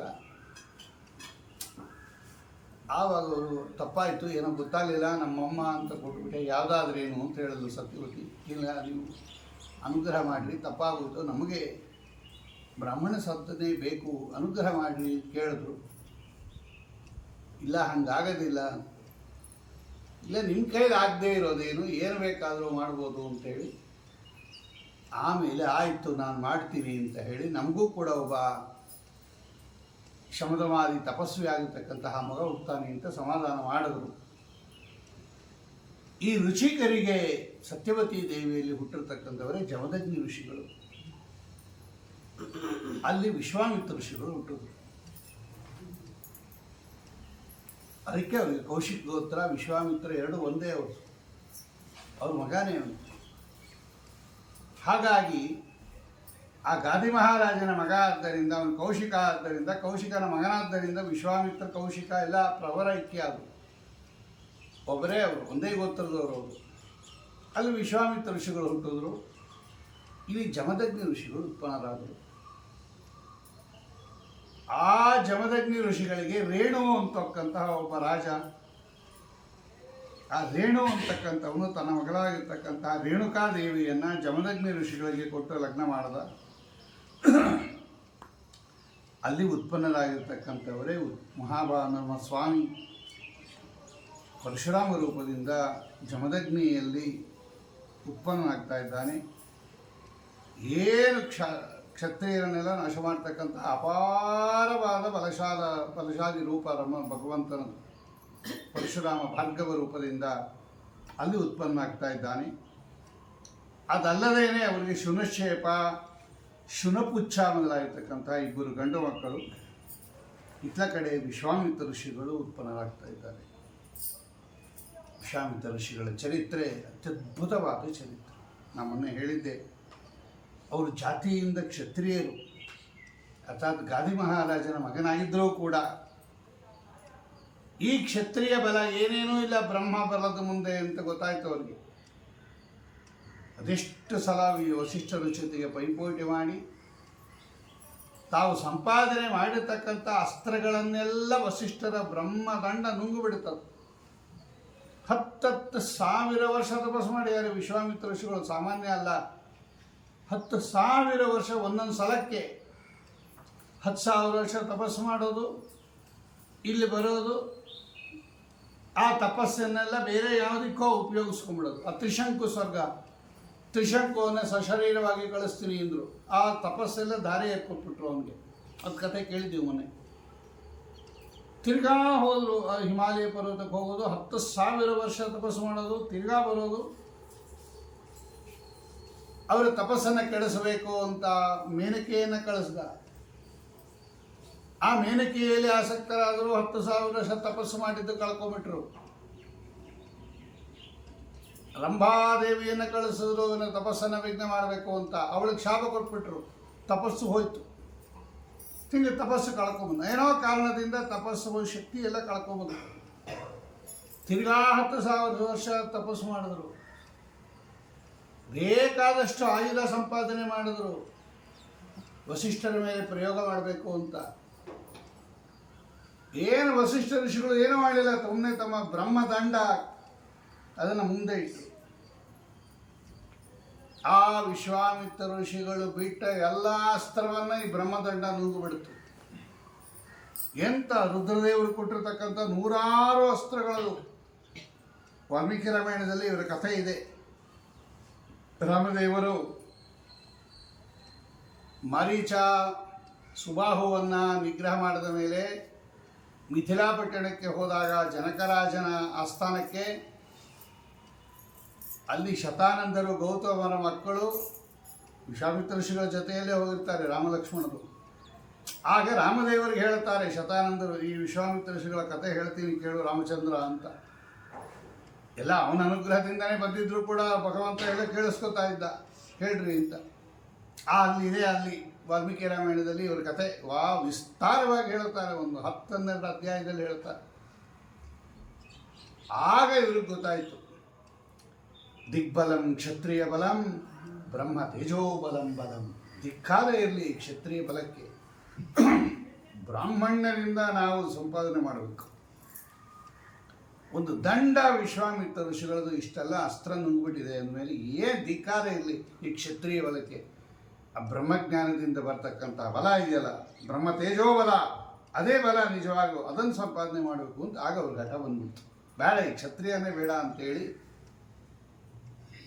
ಮತ್ತೆ ತಪಸ್ಸು ಮಾಡಿ ಬ್ರಾಹ್ಮಣರಾಗಿ, ಋಷಿಗಳಾಗಿ, ಮಹರ್ಷಿಗಳಾಗಿ, ರಾಜ ಋಷಿಗಳಾಗಿ, ದೇವ ಋಷಿಗಳಾಗಿ, ಬ್ರಹ್ಮ ಋಷಿಗಳಾದರು. ವಸಿಷ್ಠರಂತೆ ನಾನು ಬ್ರಹ್ಮರ್ಷಿ ಆಗಬೇಕು ಅಂತೇಳಿ ಬ್ರಹ್ಮದೇವರು ಬಂದು ನೀನು ಬ್ರಹ್ಮ ಋಷಿ ಇವತ್ತಿನಿಂದ ಅಂತ ಕರೆದರೂ ಕೂಡ ವಸಿಷ್ಠರು ಹೇಳಬೇಕು ನನಗೆ ಬ್ರಹ್ಮರ್ಷಿ ನೀನು ಅಂತ. ನೀವು ಹೇಳಿದ್ರೆ ಆಗಲ್ಲ ಅಂತ ವಿಶ್ವಾಮಿತ್ರ ಋಷಿ. ಅವ್ರು ಹೇಳಬೇಕು, ಒಪ್ಕೋಬೇಕು ನನ್ನನ್ನು ಬ್ರಹ್ಮರ್ಷಿ ಅಂತ. ಕಡೆಗೆ ವಸಿಷ್ಠ ಋಷಿಗಳೇ ಹೇಳ್ತಾರೆ ವಿಶ್ವಾಮಿತ್ರ ಋಷಿಗಳೇ, ನೀವು ಇವತ್ತಿಂದ ಬ್ರಹ್ಮರ್ಷಿ, ಆಗ ನಂಗೆ ಸಾರ್ಥಕ ಆಯಿತು ಅಂತ ಹೇಳಿ ಇಷ್ಟು ಎಲಿವೇಶನ್ ತೊಗೊಂಡವರು. ನಮಗೆ ಇವತ್ತು ಗಾಯತ್ರಿ ಮಂತ್ರವನ್ನು ಕೊಟ್ಟಿರತಕ್ಕಂಥ ಧೀರೋದಾತ್ತ ಋಷಿಗಳು ವಿಶ್ವಾಮಿತ್ರ ಋಷಿಗಳು. ಒಬ್ಬ ಮನುಷ್ಯ ಪ್ರಯತ್ನ ಪಟ್ಟರೆ ಎಲ್ಲಿಗೆ ಹೋಗ್ಬೋದು. ಭಗವದ್ ಅನುಗ್ರಹ ಇರಬೇಕು, ನಮ್ಮ ಪ್ರಯತ್ನ ಇರಬೇಕು. ನಿಜಾನುಭಾವ ವರ್ಜಿತಾ ಗುರೋರನುಗ್ರಹೋರ್ಜಿತಾ ಮಹಾಪ್ರಯತ್ನ ವರ್ಜಿತಾ ಜನ ನ ಜಗ್ಮುರುನ್ನತಿಂ ಅಂತ ಆಚಾರ್ಯರು ಒಂದು ಶ್ಲೋಕ ಹೇಳ್ತಾರೆ ಮಹಾಭಾರತ ತಾತ್ಪರ್ಯ ನಿರ್ಣಯದಲ್ಲಿ. ಭೀಮಸೇನ ದೇವರ ಮಾತದು, ಧರ್ಮರಾಜನಿಗೆ ಹೇಳೋ ಮಾತು. ಇವತ್ತು ಎಲ್ಲರಿಗೂ ಆ ಮಾತು ಜ್ಞಾಪಕ ಇರಬೇಕು. ಹರಿವಂಶವರಿಗೆ ಕಥೆ ಕೇಳೋದಲ್ಲ, ನಾನು ಹಿಂದೆ ಅನೇಕ ಬಾರಿ ಹೇಳಿದ್ದೀನಿ. ಇದೆಲ್ಲ ಕಥಾ ಹಿಂದೆ ಏನಿದೆ ಅಂದರೆ, ಮೊದಲು ನಮಗೆ ಯೋಗ್ಯತೆ ಇರಬೇಕು. ಆ ಯೋಗ್ಯತೆ ಇದೆಯೋ ಇಲ್ಲೋ ಅಂತ ನಮ್ಗೆ ಗೊತ್ತಾಗಲ್ಲ, ಯಾಕಂದರೆ ನಮ್ಮ ಸ್ವರೂಪ ನಮಗೆ ಗೊತ್ತಿಲ್ಲ. ಇದೆ ಅಂತ ಇಟ್ಕೊಂಡು ಪ್ರಯತ್ನ ಪಡಬೇಕು. ನಮಗಿಲ್ಲ ಬಿಡ್ರಿ, ನಮ್ಗೆ ಆಗೋ ಯೋಗ್ಯತೆ ಇಲ್ಲ, ನಾವೇ ಡಿಸೈಡ್ ಮಾಡಿ ಸುಮ್ಮನೆ ಕೂತ್ಕೋಬಾರ್ದು. ನಮಗೆ ರ್ಯಾಂಕ್ ಬರೋ ಯೋಗ್ಯತೆ ಇಲ್ಲ ಅಂತ ಸುಮ್ಮನೆ ಕೂತ್ಕೋಬಾರ್ದು. ಪ್ರಯತ್ನ ಪಟ್ಟು ಎಷ್ಟೇ ಪ್ರಯತ್ನ ಪಟ್ಟರು ಆಗದೇ ಇದ್ದರೆ ನಮ್ಗೆ ಯೋಗ್ಯತೆ ಇಲ್ಲ, ಭಗವಂತ ಕೊಡಲಿಲ್ಲ ಅಂತ ಆಗಿ ಡಿಸೈಡ್ ಮಾಡಬೇಕೇ ಹೊರತು ಈಗಲೇ ನೀವೇ ಡಿಸೈಡ್ ಮಾಡಬಾರ್ದು. ಯಾಕಂದರೆ ನಮ್ಮ ಯೋಗ್ಯತೆ ನಮ್ಗೆ ಗೊತ್ತಲ್ಲ. ನಿಜಾನುಭಾವ ವರ್ಜಿತಾ, ಯಾರಿಗೆ ಯೋಗ್ಯತೆ ಇಲ್ಲವೋ, ಗುರೋರ್ ಅನುಗ್ರಹೋರ್ಜಿತಾ, ಯಾರಿಗೆ ಗುರುಗಳ ಅನುಗ್ರಹ ಇಲ್ಲವೋ, ಮಹಾಪ್ರಯತ್ನ ವರ್ಜಿತಾ, ಅದು ಬರೀ ಪ್ರಯತ್ನ ಅಲ್ಲ, ಮಹಾಪ್ರಯತ್ನವನ್ನು ಯಾರು ಮಾಡೋದಿಲ್ಲ, ನ ಜಗ್ಮುರುನ್ನತಿಂ ಜನಾ, ಅವರು ಮೇಲೆ ಹೋಗೋಕ್ಕೆ ಸಾಧ್ಯ ಇಲ್ಲ, ಅವರು ಉನ್ನತಿಯನ್ನು ಪಡೆಯಲ್ಲ ಅಂತಾರೆ ಭೀಮಸೇನ ದೇವರು. ರಾಜಸೂಯಾಗ ಮಾಡ್ತೀನಿ ಎಂದಾಗ ಧರ್ಮರಾಜ ಕೃಷ್ಣನನ್ನು ಕರೆದು ಕೇಳಿದ. ಎಲ್ಲ ಕೃಷ್ಣನ ಕೇಳಿ ಡಿಸೈಡ್ ಮಾಡ್ತಾ ಇದ್ದ ಧರ್ಮರಾಜ.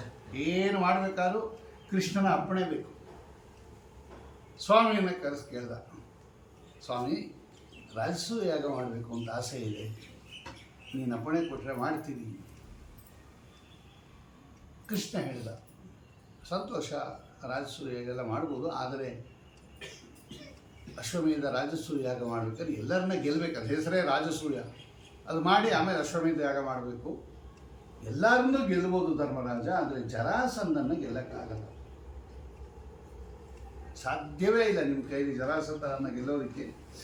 ಅದೊಂದು ತೊಂದರೆ ಬರುತ್ತೆ. ಅದು ಗೆಲ್ದೇನೆ ನೀವು ಅಶ್ವಮೇಧ ಕಟ್ಟಾಕ್ಬಿಟ್ರೆ ಏನು ಮಾಡ್ತೀರಾ? ಕುದುರೆನ ಜರಾಸಂಧ ಕಟ್ಟಾಕ್ಬಿಟ್ರೆ ನಿಮ್ಮ ಅಶ್ವಮೇಧದ ಕುದುರೆ ವಾಪಸ್ ಬರೋ ತನಕ ಅದು ಅಶ್ವಮೇಧ ಯಾಗ ಆಗಲ್ಲ. ಅವ್ನು ಕಟ್ಟಾಕ್ಬಿಟ್ರೆ ಯುದ್ಧ ಮಾಡಬೇಕು. ಅವನ ಯುದ್ಧದಲ್ಲಿ ಜಯಿಸೋಕ್ಕಾಗಲ್ಲ, ಅವನಿಗೆ ವರಬಲ ಇದೆ,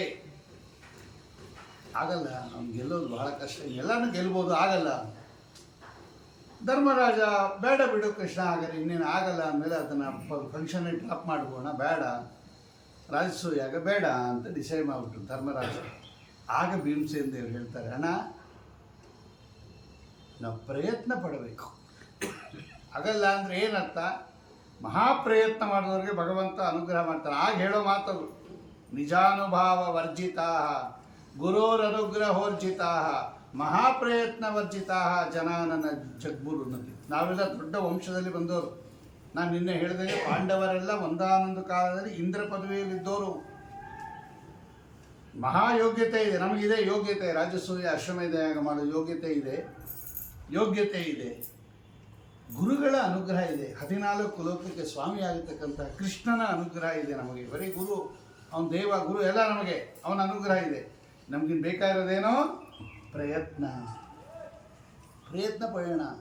ಯಾಕೆ ಬೇಡ ಅಂತ ಡ್ರಾಪ್ ಮಾಡ್ತೀಯ? ಪ್ರಯತ್ನ ಪಡೋಣ, ಭಗವಂತ ಅನುಗ್ರಹ ಮಾಡ್ತಾನೆ ಅಂಥೇಳಿ. ಆಗ ಧರ್ಮರಾಜನನ್ನು ಒಪ್ಪಿಸಿ ಜರಾಸಂಧನನ್ನು, ಸ್ವಾಮಿ ಪ್ರಯತ್ನ ಪಡೋಣ, ನೀನಿದ್ದಾಗ ಯಾಕಾಗಲ್ಲ? ಅಷ್ಟು ನಂಬಿಕೆ ರೀ ಭೀಮಸೇನ ದೇವರಿಗೆ, ನೀನಿದೆಯಲ್ಲ ಸ್ವಾಮಿ, ನೀ ಮಾಡಿಸ್ಕೊಡ್ತೀಯ ಅಂತ ಹೇಳಿದಾಗ ಭೀಮಸೇನ ದೇವರನ್ನು ಅರ್ಜುನನನ್ನು ಕರ್ಕೊಂಡು ಭಗವಂತ ಜರಾಸಂಧನ ಹತ್ರ ಹೋಗಿ ಜರಾಸಂಧನನ್ನು ಭೀಮಸೇನ ದೇವರಿಗೆ ಸಂಹಾರ ಮಾಡಿಸಿ ಧರ್ಮರಾಜನ ಕೈಲಿ ಯಾಗ ಮಾಡಿಸ್ದ ಅಂತ ಭಾಗವತದಲ್ಲೂ ಇದೆ, ಮಹಾಭಾರತದಲ್ಲೂ ಇದೆ. ಹಾಗಾಗಿ ನೋಡ್ರಿ, ವಿಶ್ವಾಮಿತ್ರ ಋಷಿಗಳು ಎಷ್ಟು ಪ್ರಯತ್ನ ಪಟ್ಟು ಕ್ಷತ್ರಿಯರಾದವರು ಬ್ರಾಹ್ಮಣರಾಗಿ, ಋಷಿಗಳಾಗಿ, ಮಹರ್ಷಿಗಳಾಗಿ, ರಾಜರ್ಷಿಗಳಾಗಿ, ದೇವರ್ಷಿಗಳಾಗಿ, ಬ್ರಹ್ಮರ್ಷಿಗಳಾಗಿದ್ದಾರೆ. ನಾವು ಬ್ರಾಹ್ಮಣರಾಗೋಗ್ಬಿಟ್ಟಿದ್ದೀವಿ. ನಾವು ಪ್ರಯತ್ನ ಪಟ್ಟರೆ ನಾವು ಏನು ಬೇಕಾದರೂ ಆಗ್ಬೋದು. ಆದರೆ ಪ್ರಯತ್ನ ಪಟ್ಟರೆ ಭಗವಂತ ಅನುಗ್ರಹ ಮಾಡ್ತಾನೆ ಹೊರತು ಕೈ ಕಟ್ಕೊಂಡು ಕೂತಿದ್ರೆ ಭಗವಂತ ಅನುಗ್ರಹ ಮಾಡಲ್ಲ. ಆಚಾರ್ಯ ಹೇಳ್ತಾರೆ ಮಹಾಭಾರತದಲ್ಲಿ, ಭಗವಂತ ಏನಿದ್ರು ಪ್ರಯತ್ನಶಾಲಿಗಳಿಗೆ ಅನುಗ್ರಹ ಮಾಡೋದು. ನೀ ಪ್ರಯತ್ನ ಮಾಡೋದು, ನಾನು ಅನುಗ್ರಹ ಮಾಡ್ತೀನಿ. ನೀ ಕೈ ಕಟ್ಕೊಂಡು ಕೂತ್ಕೊಂಡು ಭಗವಂತ ಅನುಗ್ರಹ ಮಾಡಲಿ ಅಂದರೆ ನಾನು ಮಾಡಲ್ಲ ಅಂತಾನೆ ಭಗವಂತ. ನಿಂಗೆ ಎಷ್ಟಾಗುತ್ತೋ ಅಷ್ಟು ಮಾಡು, ಪ್ರಯತ್ನ ಪಡು. ಅದು ನಿನ್ನ ಸ್ವಭಾವನೇ ಇದೆ, ಅದು ಜ್ಞಾನ ಇಚ್ಛಾ ಪ್ರಯತ್ನ ಜೀವನ ಕರ್ತೃತ್ವದಲ್ಲಿ ಸೇರಿದ್ದದು. ಅಷ್ಟು ಮಾಡು, ನಿನ್ನ ಸ್ವರೂಪದಲ್ಲೇ ಇದೆ, ಅದು ಮಾಡು. ಆಮೇಲೆ ನಾನು ಹಿಂದೆ ನಿಂತ್ಕೋತೀನಿ ಅಂತ ಹೇಳಿ ವಿಶ್ವಾಮಿತ್ರ ಋಷಿಗಳು ಇಂತಹ ಮಹಾನುಭಾವರು. ಅವ್ರಿಗೆ ಅನೇಕ ಜನ, 3-4 ಜನ ಹೆಂಡತಿಯರು, ಅದರಲ್ಲಿ ಅವರ ಸಂತತಿಯಲ್ಲಿ ಉತ್ಪನ್ನರಾಗಿರ್ತಕ್ಕಂಥವರೇ ದೇವರಾತ ಮೊದಲಾಗಿರ್ತಕ್ಕಂತಹ ಅನೇಕ ಜ್ಞಾನಿಗಳು.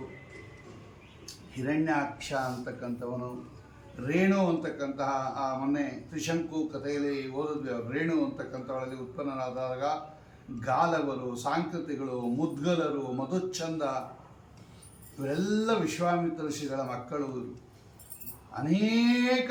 ಆಮೇಲೆ ಪಾಣಿನ, ಬಭ್ರುವ, ಧಾನ್ಯಪ, ದೇವರಾತ, ಶಾಲಂಕಾಯನ, ಭಾಷ್ಕಲ, ಲೋಹಿತ, ಕಾರೀಶಕ, ಸೌಶ್ರುತ, ಕೌಶಿಕ 12 ಕುಲಗಳನ್ನು ಉದ್ಧಾರ ಮಾಡಿದವರು. ಅದಕ್ಕೆ ಅಲ್ಲೆಲ್ಲ ದೇವರಾತ ಋಷಿ, ವಿಶ್ವಾಮಿತ್ರರು, ದೇವರಾತ ಋಷಿ ಅಂತ ಪವಮಾನ ಸೂಕ್ತದಲ್ಲಿ ಇವರೆಲ್ಲ ಹೆಸರು ಬರುತ್ತೆ ನೋಡಿ.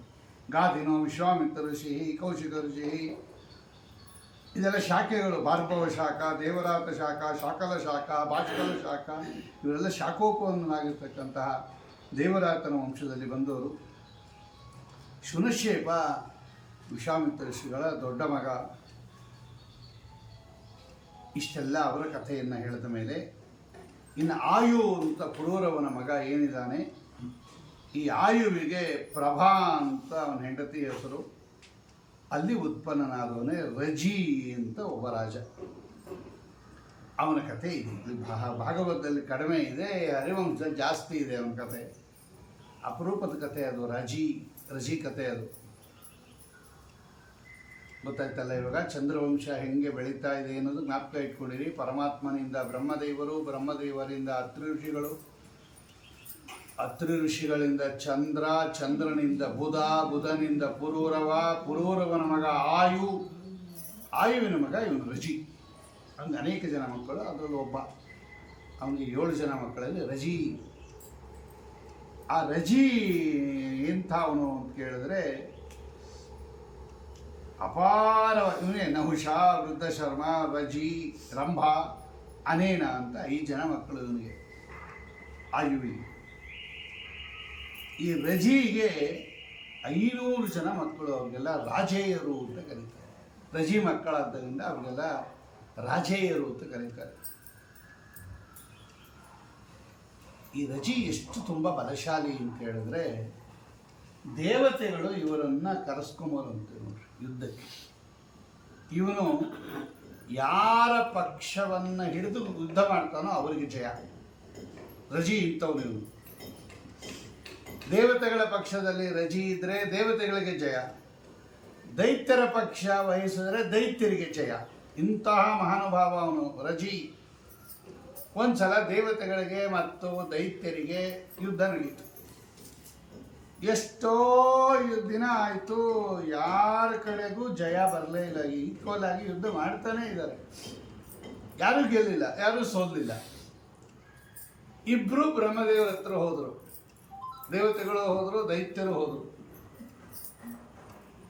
ಸ್ವಾಮಿ, ಯುದ್ಧ ಅವತ್ತಿಂದ ನಡೀತಾ ಇದ್ವಿ, ಇಬ್ಬರಿಗೂ ನಮಗೆ ಜಯ ಆಗಲಿಲ್ಲ, ಏನು ಮಾಡಬೇಕು ನಾವು ಜಯ ಆಗಬೇಕಾದ್ರೆ ಅಂತ ಇಬ್ಬರೂ ಕೇಳಿದ್ರು. ಇಬ್ಬರು ಅಲ್ಲಿಂದನೇ ಬಂದವರು, ಎಲ್ಲ ಕಸಿನ್ಸ್ ಅವರು. ಇಬ್ಬರು ಕಶ್ಯಪರ ಮಕ್ಕಳು. ಕಶ್ಯಪರು ಮರೀಚ ಋಷಿಗಳ ಮಕ್ಕಳು, ಮರೀಚ ಋಷಿಗಳು ಬ್ರಹ್ಮದೇವರ ಮಕ್ಕಳು. ಹಾಗಾಗಿ ಇವರೆಲ್ಲ ತಮ್ಮ ಕುಲದ ವೃದ್ಧ ಪ್ರಪಿತಾಮಹ ಬ್ರಹ್ಮದೇವರ ಹತ್ರ ಹೋದರು. ಏನು ಮಾಡಬೇಕು ನೀವು ಹೇಳ್ರಿ. ಆಗ ಬ್ರಹ್ಮದೇವರು ಹೇಳಿದ್ರು, ನೋಡಿ, ಭೂಲೋಕದಲ್ಲಿ ರಜಿ ಅಂತ ಇದ್ದಾನೆ, ಆಯುವಿನ ಮಗ. ಅವನು ಯಾರ ಕಡೆ ಬರ್ತಾನೋ ಅವನು ಜಯ ಆಗುತ್ತೆ. ಅಷ್ಟು ಬಲಿಷ್ಠ ಅವನು. ನೋಡಿ, ಭಗವಂತನ ಅನುಗ್ರಹ ರಜಿಗೆ ಎಷ್ಟಿದೆ. ಇವರೆಲ್ಲ ಭಗವದ್ ಅನುಗ್ರಹದಿಂದ ಈ ರೀತಿಯಾಗಿರ್ತಕ್ಕಂತಹ ಸಾಮರ್ಥ್ಯವುಳ್ಳವರು ಅಂತ ಇಟ್ಕೊಬಿಡಿ ಗಟ್ಟಿಯಾಗಿ. ಅದಕ್ಕೆ ಇವ್ರ ಚರಿತ್ರೆ ಎಲ್ಲ ಕೇಳೋದು ನಾವು. ರಜಿ ಯಾರ ಕಡೆ ಬರ್ತಾನೆ ಅವರಿಗೆ ಜಯ. ನೀವು ನಿಮ್ಮ ಕಡೆ ಸೇರಿಸ್ಕೊಂಡ್ರೆ ನಿಮಗೆ ಜಯ ಆಗುತ್ತೆ, ನಿಮ್ಮ ಕಡೆ ಸೇರಿಸ್ಕೊಂಡ್ರೆ ನಿಮಗೆ ಜಯ ಆಗುತ್ತೆ. ಇಬ್ಬರಿಗೂ ಹೇಳ್ಬಿಟ್ರು, ನೀವು ರಜಿಯನ್ನು ಒಲಿಸ್ಕೊಂಬೋದು, ನಿಮಗೆ ಸಂಬಂಧಪಟ್ಟದ್ದು, ಹೋಗ್ರಿ ಅಂತ. ಸರಿ, ಮೊದಲು ದೈತ್ಯರು ಬಂದರು ಈ ಭೂಲೋಕಕ್ಕೆ. ರಜಿ ಹತ್ರ ಬಂದರು. ಏನು ಅಂತ ಕೇಳಿದ ರಜಿ. ನೋಡೋಣ, ಹೀಗೆ ದೇವತೆಗಳ ಜೊತೆಯಲ್ಲಿ ಯುದ್ಧ ಆಡ್ತಾ ಇದ್ದೀವಿ, ನಮ್ಮ ಕಡೆ ಬಂದು ನೀನು ಸಹಾಯ ಮಾಡಬೇಕು. ರಜಿ ಹೇಳ್ದ, ಖಂಡಿತ ಸಹಾಯ ಮಾಡ್ತೀನಿ, ಆದರೆ ಒಂದು, ಆಮೇಲೆ ನೀವು ನನ್ನನ್ನು ನಿಮಗೆಲ್ಲ ರಾಜನನ್ನಾಗಿ ಮಾಡಬೇಕು, ಸ್ವರ್ಗದಲ್ಲಿ ನನಗೆ ಕೂಡಿಸಿ ಪಟ್ಟಾಭಿಷೇಕ ಮಾಡಬೇಕು, ನನ್ನನ್ನು ನೀವು ರಾಜ ಅಂತ ಒಪ್ಕೋಬೇಕು.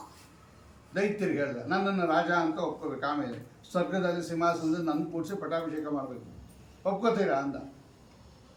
ದೈತ್ಯರು ಒಪ್ಕೊಳ್ಳಿಲ್ಲ. ಇಲ್ಲ ಇಲ್ಲ ಇಲ್ಲ, ನಾವೀಗಾಗಲೇ ಪ್ರಹ್ಲಾದ ರಾಜರನ್ನು ನಮ್ಮ ರಾಜ ಅಂತ ನಾವು ಒಪ್ಕೊಂಡ್ಬಿಟ್ಟಿದ್ದೀವಿ. ದೈತ್ಯ ದಾನವ ಸಾಮ್ರಾಜ್ಯಕ್ಕೆ ಅವನು ಪ್ರಹ್ಲಾದ ರಾಜ ಅವನು. ನಾವು ಈಗಾಗಲೇ ಪ್ರಹ್ಲಾದನನ್ನು ರಾಜ ಅಂತ ಒಪ್ಕೊಂಡಿದ್ವಿ, ನಿನ್ನನ್ನು ಹಂಗೆ ಕೂಡ್ಸೋಕ್ಕಾಗಲಿಲ್ಲ, ನಿಂಗೆ ಇಷ್ಟ ಇದ್ದರೆ ಮಾಡು, ಇಲ್ಲದ್ರೆ ಬೇಡ ಅಂತ ದೈತ್ಯರು ಹೊರಟೋಗ್ಬಿಟ್ರು. ಬೇಡ ಹೋಗೋದು. ಅವನು ಹೋದ್ಮೇಲೆ ದೇವತೆಗಳು ಬಂದರು, ಇದೇ ರಜಿ ಹತ್ರ. ಅವನಿಗೂ ಅದೇ ಹೇಳ್ದ ಅವನು, ರಜಿ, ನಾನು ನಿಮಗೆ ಸಹಾಯ ಮಾಡ್ತೀನಿ, ನಾನು ಯಾರಿಗೆ ಸಹಾಯ ಮಾಡ್ತೀನೋ ಅವ್ರು ಗೆಲ್ಲೋ ಗ್ಯಾರಂಟಿ, ನನ್ನನ್ನು ನೀವು ರಾಜ ಅಂತ ಒಪ್ಕೋಬೇಕು, ಸ್ವರ್ಗದಲ್ಲಿ ನನ್ನ ಕೂಡಿಸಿ ಪಟ್ಟಾಭಿಷೇಕ ಮಾಡಬೇಕು. ಇಂದ್ರ ಮಾಡ್ತ್ಯಾ? ಇಂದ್ರದೇವರು ಒಂದು ಉಪಾಯ ಮಾಡಿದ್ರು. ಆಯಿತು ಅಂದ್ಬಿಟ್ರು ಇಂದ್ರದೇವರು, ಆಯಿತು ಮಾಡಿಸು, ನೀ ಸಹಾಯ ಮಾಡು, ಆಮೇಲೆ ನೋಡೋಣ ಅಂತ ಹೇಳಿ, ಖಂಡಿತ ಮಾಡ್ತೀವಿ, ನಾನು ನಿನ್ನನ್ನು ರಾಜ ಅಂತ ಒಪ್ಕೋತೀನಿ, ನೀನೇ ಸಿಂಹಾಸನದಲ್ಲಿ ಕೂಡಿಸ್ತೀನಿ, ಮೊದಲು ಸಹಾಯ ಅಂತ ಮಾಡಿ ನಮ್ಮನ್ನು ಗೆಲ್ಲಿಸ್ಕೊಡು ಅಂದಾಗ ಆಯಿತು ಅಂದ ರಜಿ. ದೇವತೆಗಳ ಪರವಾಗಿ ನಿಂತು ದೈತ್ಯರ ಜೊತೆಯಲ್ಲಿ ಹೋರಾಡ್ದ, ಜಯ ಬಂದುಬಿಡ್ತು ದೇವತೆಗಳಿಗೆ. ಅಷ್ಟು ಶಕ್ತಿಶಾಲಿ ರಾಜ ರಜಿ. ಆಮೇಲೆ ಇಂದ್ರದೇವರು ಮಾತಿಗೆ ತಕ್ಕಂತೆ ರಜಿ ಹತ್ರ ಬಂದು ಹೇಳಿದ್ರು, ಹೌದಪ್ಪ, ನಾನು ಮೊದಲು ಮಾತು ಕೊಟ್ಟಿದ್ದೆ ನಿಮಗೆ, ಇವತ್ತಿನಿಂದ ನೀನೇ ರಾಜ, ನಮಗೆ ಸ್ವರ್ಗದಲ್ಲಿ ನೀನೇ ಕೂತ್ಕೋ, ನಾವು ನಿಮ್ಮ ಅಂಡರಲ್ಲಿ ಇರ್ತೀವಿ ಅಂತ. ರಜಿಗೆ ತುಂಬ ಸಂತೋಷ ಆಗೋಯ್ತು.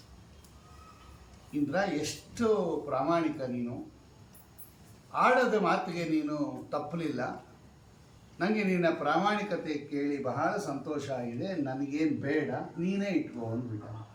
ನಂಗೆ ಭೂಲೋಕದಲ್ಲಿ ನನ್ನದೇ ಆಗಿರ್ತಕ್ಕಂಥ ರಾಜ್ಯ ಇದೆ, ನಾನು ಸ್ವರ್ಗ ತಗೊಂಡು ಏನು ಮಾಡಲಿ, ನೀನೇ ಇದ್ದುಬಿಡು ಅಂತ ಹೇಳಿ, ಗೊತ್ತಿತ್ತು ಇಂದ್ರದೇವರಿಗೆ ತಗೊಳ್ಳಲ್ಲ ಅಂತ, ಅದಕ್ಕೆ ಹ್ಞೂ ಅಂದ್ಬಿಟ್ಟಿದ್ದ. ಇಂದ್ರನನ್ನೇ ಕೂಡಿಸ್ಬಿಟ್ಟ, ಇವನು ವಾಪಸ್ ಭೂಲೋಕಕ್ಕೆ ಬಂದ್ಬಿಟ್ಟ. ಎಷ್ಟೋ ವರ್ಷ ರಾಜ್ಯಭಾರ ಮಾಡಿದ ಭೂಲೋಕದಲ್ಲಿ, ಒಂದಿನ ರಜಿ ಸತ್ತೋದ. ಆಮೇಲೆ ಏನು ಮಾಡಿದ್ರು ಅಂದರೆ, ಈ ರಜಿಗೆ 500 ಜನ ಮಕ್ಕಳು, ರಾಜೇಯರು ಅಂತ. ಇವರೆಲ್ಲ ಹೋದರು ಸ್ವರ್ಗಕ್ಕೆ. ಇಂದ್ರನ್ ಕೇಳಿದ್ರು, ಇಂದ್ರ, ನಮ್ಮ ತಂದೆದು ವಸ್ತುತಸ್ತು ರಾಜ್ಯ ಸ್ವರ್ಗ ನಿಂಗೆ ಕೊಟ್ಟಿದ್ರು ಅವರು, ನೀನೇ ಕೂತ್ಕೋ ಅಂತ. ಪಿತ್ರಾರ್ಜಿತ ಸ್ವತ್ತು ನಮಗೂ ಬರಬೇಕು, ನಾವು ರಜಿ ಮಕ್ಕಳೇ, ನಾನು ನಿನ್ನ ಮಗ ಇದ್ದಂಗೆ, ನಮ್ಮ ತಂದೆ ಇದ್ದಂಗೆ ಹೇಳ್ಬಿಟ್ಟಿದ್ದ ಇಂದ್ರದೇವ್, ನೀನು ಹೆಂಗೆ ಮಗನೋ, ನಾವು ಹಾಗೆ 500 ಜನ, ನಮ್ಮ ಅಪ್ಪಂಗೆ ಇಷ್ಟ ಇಲ್ಲದೆ ಇರ್ಬೋದು ಸ್ವರ್ಗ, ನಮಗೆ ಇಷ್ಟ ಇದೆ, ನಮಗೆ ಹಕ್ಕಿದೆ ಈಗ ಸ್ವರ್ಗದ ಮೇಲೆ, ಅವರೇ ಬೇಡ ಅಂದ್ಬಿಟ್ರು, ಇಷ್ಟು ಜನ ನೀನು ಇದ್ದುಬಿಟ್ಟು ಈಗ ನಮಗೆ ಬೇಕು ಅನ್ನಿಸ್ತಾ ಇದೆ, ಆದ್ದರಿಂದ ನಾವು ಅವ್ರ ಮಕ್ಕಳಾದ್ದರಿಂದ ನಿನ್ನ ಸ್ವರ್ಗವನ್ನು 501 ಭಾಗ ಮಾಡಬೇಕು. ಇವಾಗ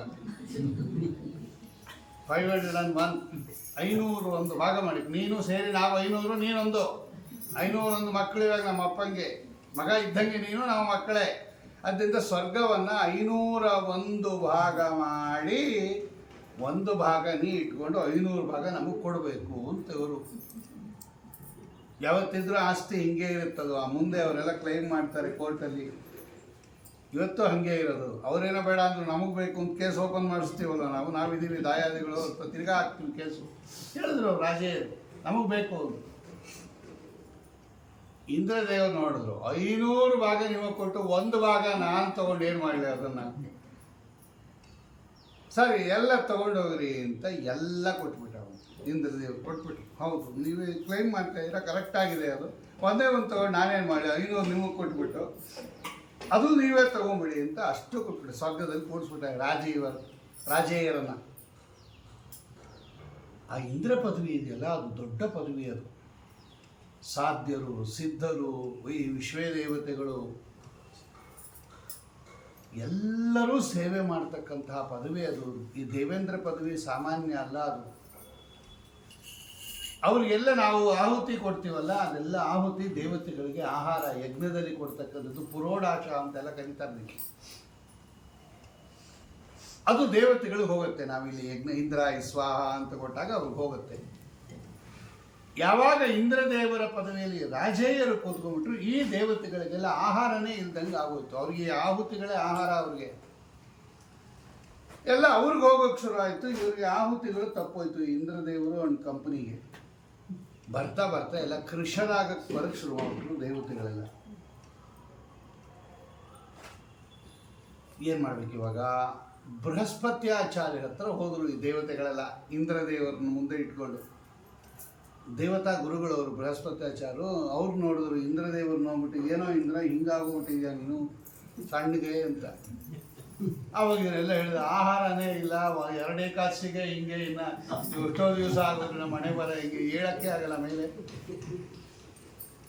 ಆಹಾರ ಇಲ್ಲ ನಮಗೆ, ಕೃಷರಾಗ್ಬಿಟ್ಟಿದ್ದೀವಿ. ಯಾಕೆ ಅಂದರು. ಎಲ್ಲ ಹಿಂಗೆ ಹೇಳ್ದಂತ. ಈಗ ರಾಜೇಯರಿದ್ದಾರೆ, ಅವ್ರು ಗೆದ್ದಿದ್ದಾರೆ, ಮಾತು ಕೊಟ್ಟಿದ್ದೆ ನಾನು, ಈಗ ಅವ್ರ ಕ್ಲೈಮ್ ಮಾಡ್ಬಿಟ್ಟಿದ್ದಾರೆ, ಅದಕ್ಕೂ ಎಲ್ಲ ಬಿಟ್ಬಿಟ್ಟಿದ್ದೀನಿ, ಅವ್ರಿಗೆ ಹೋಗುತ್ತೆ ಆಗುತ್ತೆ, ನಮಗಿಲ್ಲೇ ಇಲ್ಲ. ಅವ್ರನ್ನ ಗೆಲ್ಲೋಣ ಅಂದರೆ ಗೆಲ್ಲಕ್ಕಾಗಲ್ಲ. ರಾಜೇಯರು ಮಹಾಬಲಿಷ್ಠರು, ರಾಜೇಯರು ಎಲ್ಲ ಬಲಿಷ್ಠರೇ, ಗೆಲ್ಲಕ್ಕಾಗಲ್ಲ. ಇರ್ತಾರೆ, ಸಾಮರ್ಥ್ಯ ಇಲ್ಲ, ಆಹುತಿ ಬೇರೆ ಇಲ್ಲ ಇವರಿಗೆ. ಆಗ ಬೃಹಸ್ಪತ್ಯಾಚಾರ್ಯರು ತಮ್ಮ ಶಿಷ್ಯನ ಮೇಲೆ ಬಹಳ ಕರುಣೆಯಿಂದ, ಯೋಚನೆ ಮಾಡಬೇಡ, ನಾನು ನಿಮಗೆ ವಾಪಸ್ಸು ಬರೋಂಗೆ ಮಾಡ್ತೀನಿ, ಅವ್ರನ್ನ ಗೆಲ್ಲೋ ಹಂಗೆ ಮಾಡ್ತೀನಿ. ಅವರ ಸಾಮರ್ಥ್ಯ, ಅವರು ಯಾಕೆಂದರೆ ಅವ್ರಿಗೆ ಎಷ್ಟು ಅಂದರೆ ಅವರೆಲ್ಲ ವಿಷ್ಣು ಭಕ್ತರು. ಈ ರಜಿನೂ ವಿಷ್ಣು ಭಕ್ತ, ಅವನ ಮಕ್ಕಳು ರಾಜೇಯರು ವಿಷ್ಣು ಭಕ್ತರು. ಪ್ರತಿದಿನ ಭಗವಂತನ ಆರಾಧನೆಯಿಂದ ಅಪಾರ ಫಲ ಇತ್ತು ಅವರಿಗೆ. ಇಂದ್ರದೇವರಿಗೂ ಕೂಡ ಅವ್ರನ್ನ ಏನೂ ಮಾಡೋಕ್ಕಾಗಲಿಲ್ಲ, ಕೊಟ್ಟುಬಿಟ್ರು. ಬೃಹಸ್ಪತ್ಯಾಚಾರ್ಯರು ಏನು ಮಾಡಿದ್ರು, ಆಲೋಚನೆ ಮಾಡಿ ಅವರು ಒಂದು ಶಾಸ್ತ್ರವನ್ನು ನಿರ್ಮಾಣ ಮಾಡಿದ್ರು. ಇದೇ ಚಾರ್ವಾಕ ಮತ. ಚಾರ್ವಾಕ ಅಂತ ಒಂದು ಮತವನ್ನೇ ಪ್ರಾರಂಭ ಮಾಡಿಬಿಟ್ರು ಬೃಹಸ್ಪತ್ಯಾಚಾರ್ಯರು. ಏನು ಆ ಚಾರ್ವಾಕ ಮತ ಅಂದರೆ, ಆ ಮತದಲ್ಲಿ ಪ್ರತ್ಯಕ್ಷ ಒಂದೇ ಪ್ರಮಾಣ. ಯಾವುದು ಕಣ್ಣಿಗೆ ಕಾಣುತ್ತೋ ಅದೊಂದೇ ಇರೋದು, ಇನ್ಯಾವುದು ಇಲ್ಲ ಅಂತ ಅವರ ಸಿದ್ಧಾಂತ. ಆಚಾರ್ಯರು ವಿಷ್ಣು ತತ್ವಜ್ಞಾನದಲ್ಲಿ ಚಾರ್ವಾಕ ಮತವನ್ನು ಹೇಳಿದ್ರು. ಸೂತ್ರಕಾರರು ಹೇಳುತ್ತಾರೆ ಚಾರ್ವಾಕ ಮತ ನಿರಾಕರಣೆ ಇದೆ ಎರಡರಲ್ಲಿ.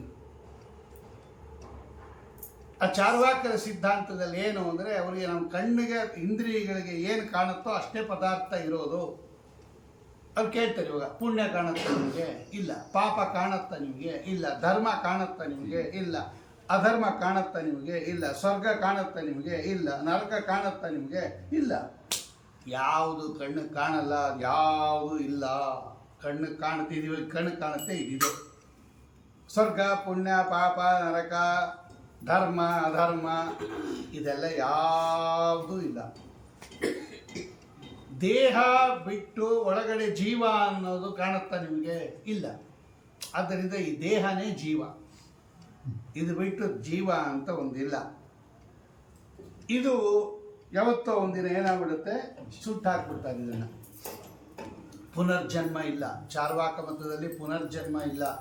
ಭಸ್ಮೀಭೂತಸ್ಯ ದೇಹಸ್ಯ ಪುನರಾಗಮನಂ ಕುತಃ. ನಮ್ಮ ಎದುರಿಗೆ ಇದನ್ನು ಸುಟ್ಟು ಬಿಡುತ್ತಾರೆ, ಮುಗಿದೋಯ್ತು. ಅದಕ್ಕೋಸ್ಕರ ನೀವೇನು ಮಾಡಿ ಅಂದರೆ, ಇರೋ ತನಕ ಹೆಂಗೆ ಬೇಕಾನ ಇರ್ರಿ ಅಂತ ಅವ್ರ ಸಿದ್ಧಾಂತ. ಏನು ಯೋಚನೆ ಮಾಡಿಬಿಡ್ರಿ, ಪುಣ್ಯ ಪಾಪ ಸ್ವರ್ಗ ನರಕ ಅಂತೆಲ್ಲ ಏನಿಲ್ಲ. ಭೋಗಾಯತನಂ ಶರೀರಂ ಅವ್ರ ಸಿದ್ಧಾಂತ. ಭೋಗ ಪಡೋಕ್ಕೋಸ್ಕರ ಬಂದಿರೋದು ಈ ಶರೀರ. ಇರೋ ತನಕ ಭೋಗ ಮಾಡಿಬಿಡ್ರಿ. ನಿಮ್ಗೆ ಏನು ಬೇಕೋ, ಇಂಥದ್ದು ತಿನ್ನಬಾರ್ದು, ಇಂಥದ್ದು ನೋಡಬಾರ್ದು, ಇಂಥದ್ದು ಮಾಡಬಾರ್ದು ಅಂತಲೇ ಇಲ್ಲ ಚಾರ್ವಾಕ ಮತದಲ್ಲಿ. ಈಗ ಯಾಕೆ ಮಾಡಬಾರ್ದು? ಪಾಪ ಇಲ್ಲ ಅವ್ರ ಮಧ್ಯದಲ್ಲಿ, ಪಾಪ ಇಲ್ಲ. ನರಕ ಆಗುತ್ತೆ, ನರಕ ಇಲ್ಲ. ನಾವು ಅದೇ ಹೆದರ್ಕೊಳ್ತಾರೆ, ಅದು ತಿನ್ನಲ್ಲ, ಪಾಪ ಬರುತ್ತೆ, ಹಿಂಗೆ ಮಾಡಬಾರ್ದು, ನರಕ ಆಗುತ್ತೆ. ನರಕ ಪಾಪ ಏನೂ ಇಲ್ಲ. ಹೆಂಗೆ ಬೇಕಾನ ಇರ್ರಿ, ಏನು ಬೇಕಾನ ಮಾಡಿಬಿಡ್ರಿ ಅಂತ ಹೇಳತಕ್ಕಂಥ ಅವ್ರು ಹೇಳ್ತಾರೆ. ಋಣಂ ಕೃತ್ವಾ ಘೃತಂ ಪಿಬೇತ್. ತುಪ್ಪ ಇಟ್ಟು ಕುಡೀರಿ, ಆರಾಮಾಗಿ ಭೋಗ ಮಾಡಿರಿ, ಏನು ಬೇಕೋ ಭೋಗ ಮಾಡಿರಿ. ದುಡ್ಡು ಇಲ್ಲ ಅಂದರೆ ಸಾಲ ಮಾಡಿರಿ ಅಂತಾರವ್ರು. ಅಲ್ಲ, ಸಾಲ ಮಾಡಿದ್ರೆ ದಿನಾಲು ಒಬ್ಬನ ಹತ್ರನೇ ಮಾಡಬೇಡಿ, ದಿನಕ್ಕೆ ಒಬ್ಬೊಬ್ಬರ ಹತ್ರ ಮಾಡಿರಿ. ಅಲ್ಲ ತೀರ್ಸೋದು ಬೇಡವಾ ಅಂದರೆ ಏನು ತೀರಿಸ್ಬೇಡ್ರಿ ಅಂದರು. ಸುಮ್ಮನೆ ಸಾಲ ಮಾಡಿ ತುಪ್ಪ ಕುಡೀರಿ. ಅಲ್ಲ ಸಾಲ ಮಾಡಿದ್ರೆ ಆಮೇಲೆ ಮುಂದಿನ ಜನ್ಮದಲ್ಲಿ ಅವ್ರ ಮಗ ಹುಟ್ಟಬೇಕಾಗತ್ತೆ. ಋಣಾಪಣ ಎಲ್ಲ ಏನಿಲ್ಲ ರೀ. ಸ್ವರ್ಗನೂ ಇಲ್ಲ, ನರಕನೂ ಇಲ್ಲ, ಪುನರ್ಜನ್ಮನೂ ಇಲ್ಲ. ಇರೋ ತನಕ ಚೆನ್ನಾಗಿರೇ, ಆಮೇಲೆ ಸತ್ತೋಗ್ಬಿಡ್ರಿ, ಮುಗಿದೋಯ್ತು. ಇದು ಅವ್ರ ಸಿದ್ಧಾಂತ. ಭಸ್ಮೀಭೂತಸ್ಯ ದೇಹಸ್ಯ ಪುನರಾಗಮನಂ ಕುತಃ ಋಣಂ ಕೃತ್ವಾ ಘೃತಂ ಪಿಬೇ. ಸಾಲ ಮಾಡಾದರೂ ತುಪ್ಪ ತಿನ್ನೋದು ನಿಲ್ಲಿಸ್ಬೇಡ್ರಿ. ಇದು ಅವ್ರ ಸಿದ್ಧಾಂತ. ನಾವು ಹಾಗೆ ಇರೋದು. ಇವತ್ತು ಬಾಯಲ್ಲಿ ಹೇಳ್ಕೊತಾ ಇದ್ರು ಕೂಡ ಇರೋದು ಹಾಗೇನೆ. ಇದೇನಾಯಿತು, ಎಲ್ಲರಿಗೂ ತೂಕಡಿಸೋರಿಗೆಲ್ಲ ಹಾಸಿಗೆ ಹಾಸ್ಕೊಟ್ಟಂಗೆ ಆಗೋಯ್ತಿದ್ರು. ಅಂಗೀಕರೋಪಿ ಅರ್ಥಾಭಾವಾತ್ ಅಂತ ಒಂದು ಸೂತ್ರ ಇದೆ. ಆಚಾರ್ಯರು ಇದನ್ನು ನಿರಾಕರಣೆ ಮಾಡ್ತಾರೆ. ತುಂಬ ಮೊದಲು ನಿರಾಕರಣೆ ಮಾಡೋದೇ ಚಾರ್ವಾಕ ಮತ ವಿಷ್ಣು ತತ್ವ ನಿರ್ಣಯದಲ್ಲಿ. ಅದನ್ನಲ್ಲಿ ನಿರ್ಮಾಣ ಮಾಡಿಬಿಟ್ರು ಬೃಹಸ್ಪತಿ ಆಚಾರ್ಯ. ಇಂಥದ್ದೊಂದು ಮತ ಶುರು ಮಾಡಿಬಿಟ್ರು. ಇದು ಬರ್ತಾ ಬರ್ತಾ ಬರ್ತಾ ಫೇಮಸ್ ಆಗಿಬಿಟ್ಟು ಈ ರಾಜೀವರಿಗೆಲ್ಲ ಇದು ಹಿಡಿಸ್ಬಿಡ್ತು. ಈ ರಜಿ ಮಕ್ಕಳು 500 ಜನಕ್ಕೆ ಈ ಚಾರ್ವಾಕ ಸಿದ್ಧಾಂತ ಹಿಡಿಸ್ಬಿಡ್ತು. ಅದರ ಹೆಸರೇ ಚಾರುವಾಕ್. ಚಾರ್ವಾಕ ಅಂದರೆ ಏನಂದರೆ ಮನೋಹರವಾದ ಮಾತು ಅಂತ ಅರ್ಥ. ಈ ಥರ ಹೇಳಿದ್ರೆ ಯಾರಿಗೆ ಸಂತೋಷ ಆಗಲ್ಲ? ಏನು ಸ್ನಾನ ಬೇಡ, ಸಂಧ್ಯಾವನೆ ಬೇಡ, ಪೂಜೆ ಬೇಡ, ಏಕಾದಶಿ ಬೇಡ, ನಿಯಮ ಬೇಡ, ಮಡಿ ಬೇಡ, ಆಚಾರ ಬೇಡ, ಹೆಂಗೆ ಬೇಕೋ ಹಂಗಿರ್ರಿ, ಏನು ಬೇಕೋ ಅದು ತಿನ್ನಿರಿ, ಏನು ಬೇಕೋ ಭೋಗ ಪಡ್ರಿ, ನಿಮ್ಗೆ ಅದು ಬೇಕಾ ಅದು ಸ್ವೀಕಾರ ಮಾಡಿರಿ, ಏನೇ ಪದಾರ್ಥ ಆಗಿರಿ ಅದು ಆರಾಮಾಗಿರಿ. ಸ್ವರ್ಗ ನರಕಕ್ಕೆ ಹೆದರ್ಕೊಂಡು ನೀವು ಭೋಗ ಎಲ್ಲ ತ್ಯಾಗ ಮಾಡ್ತಾ ಇದ್ದೀರ. ಎಂಥ ದಡ್ರು ನೀವು. ನೋಡಿದ್ದೀರಾ ಯಾರನ್ನ ಒಬ್ಬರು ಸ್ವರ್ಗ? ನೋಡಿದ್ದೀರಾ ಯಾರನ್ನ ಒಬ್ಬರು ನರಕ?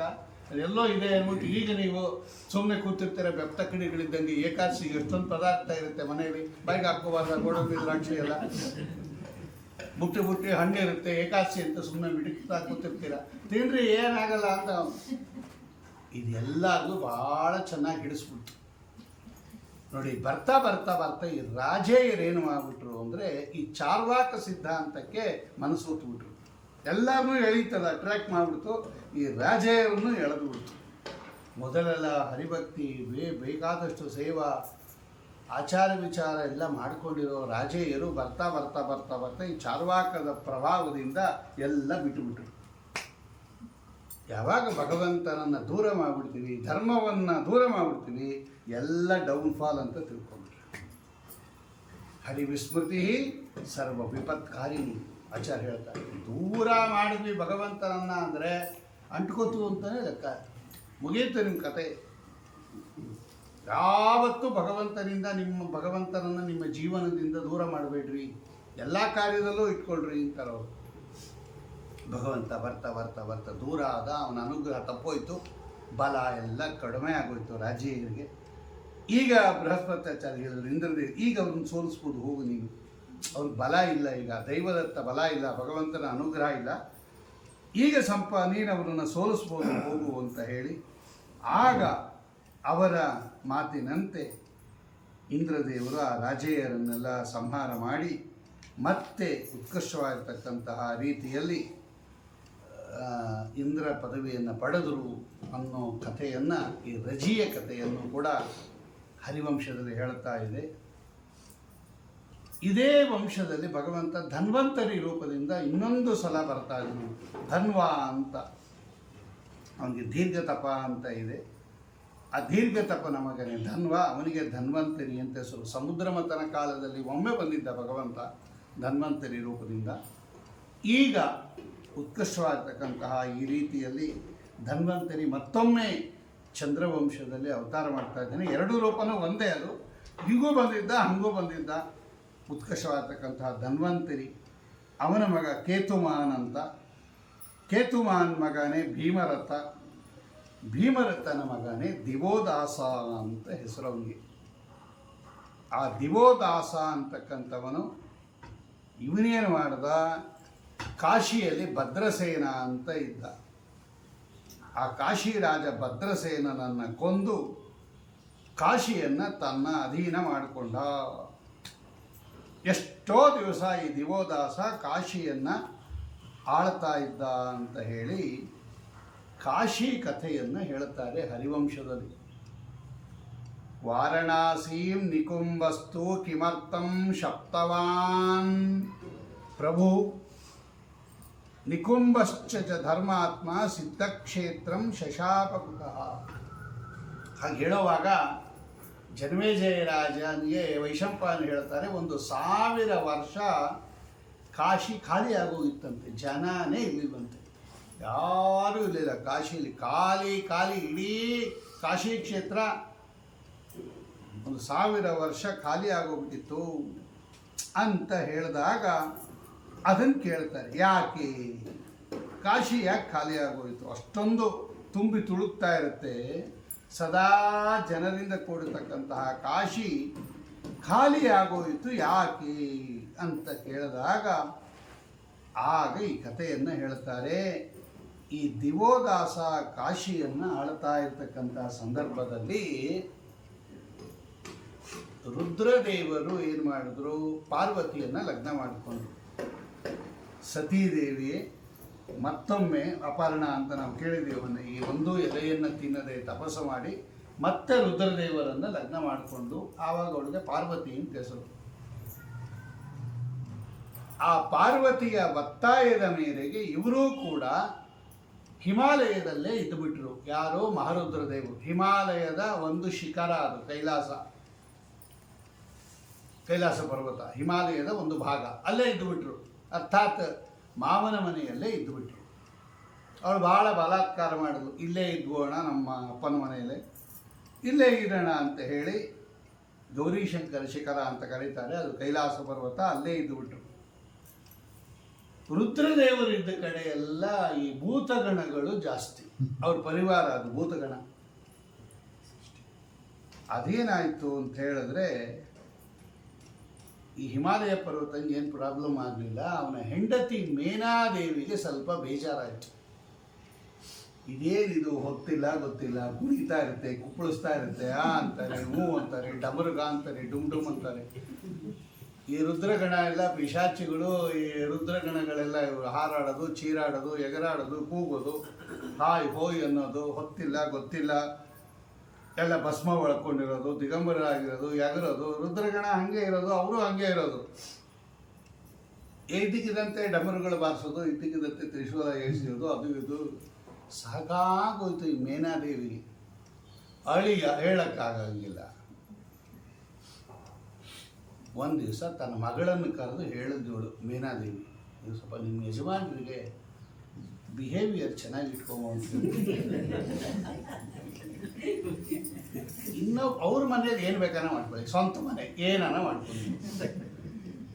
ಬಾಡಿಗೆ ಮನೆಯಲ್ಲಿದ್ದಾಗ, ಓನರ್ ಮನೆಯಲ್ಲಿದ್ದಾಗ, ಅವ್ರ ಜೊತೆಗಿದ್ದಾಗ, ಇನ್ನು ಮಾವನ ಮನೆಯಲ್ಲಿದ್ದಾಗ ಹಾಗೆಲ್ಲ ಎಗರೋದು, ಚೇರೋದು, ಕೂಗೋದು, ಹಾರಾಡೋದು ಎಲ್ಲ ಮಾಡಬಾರ್ದು.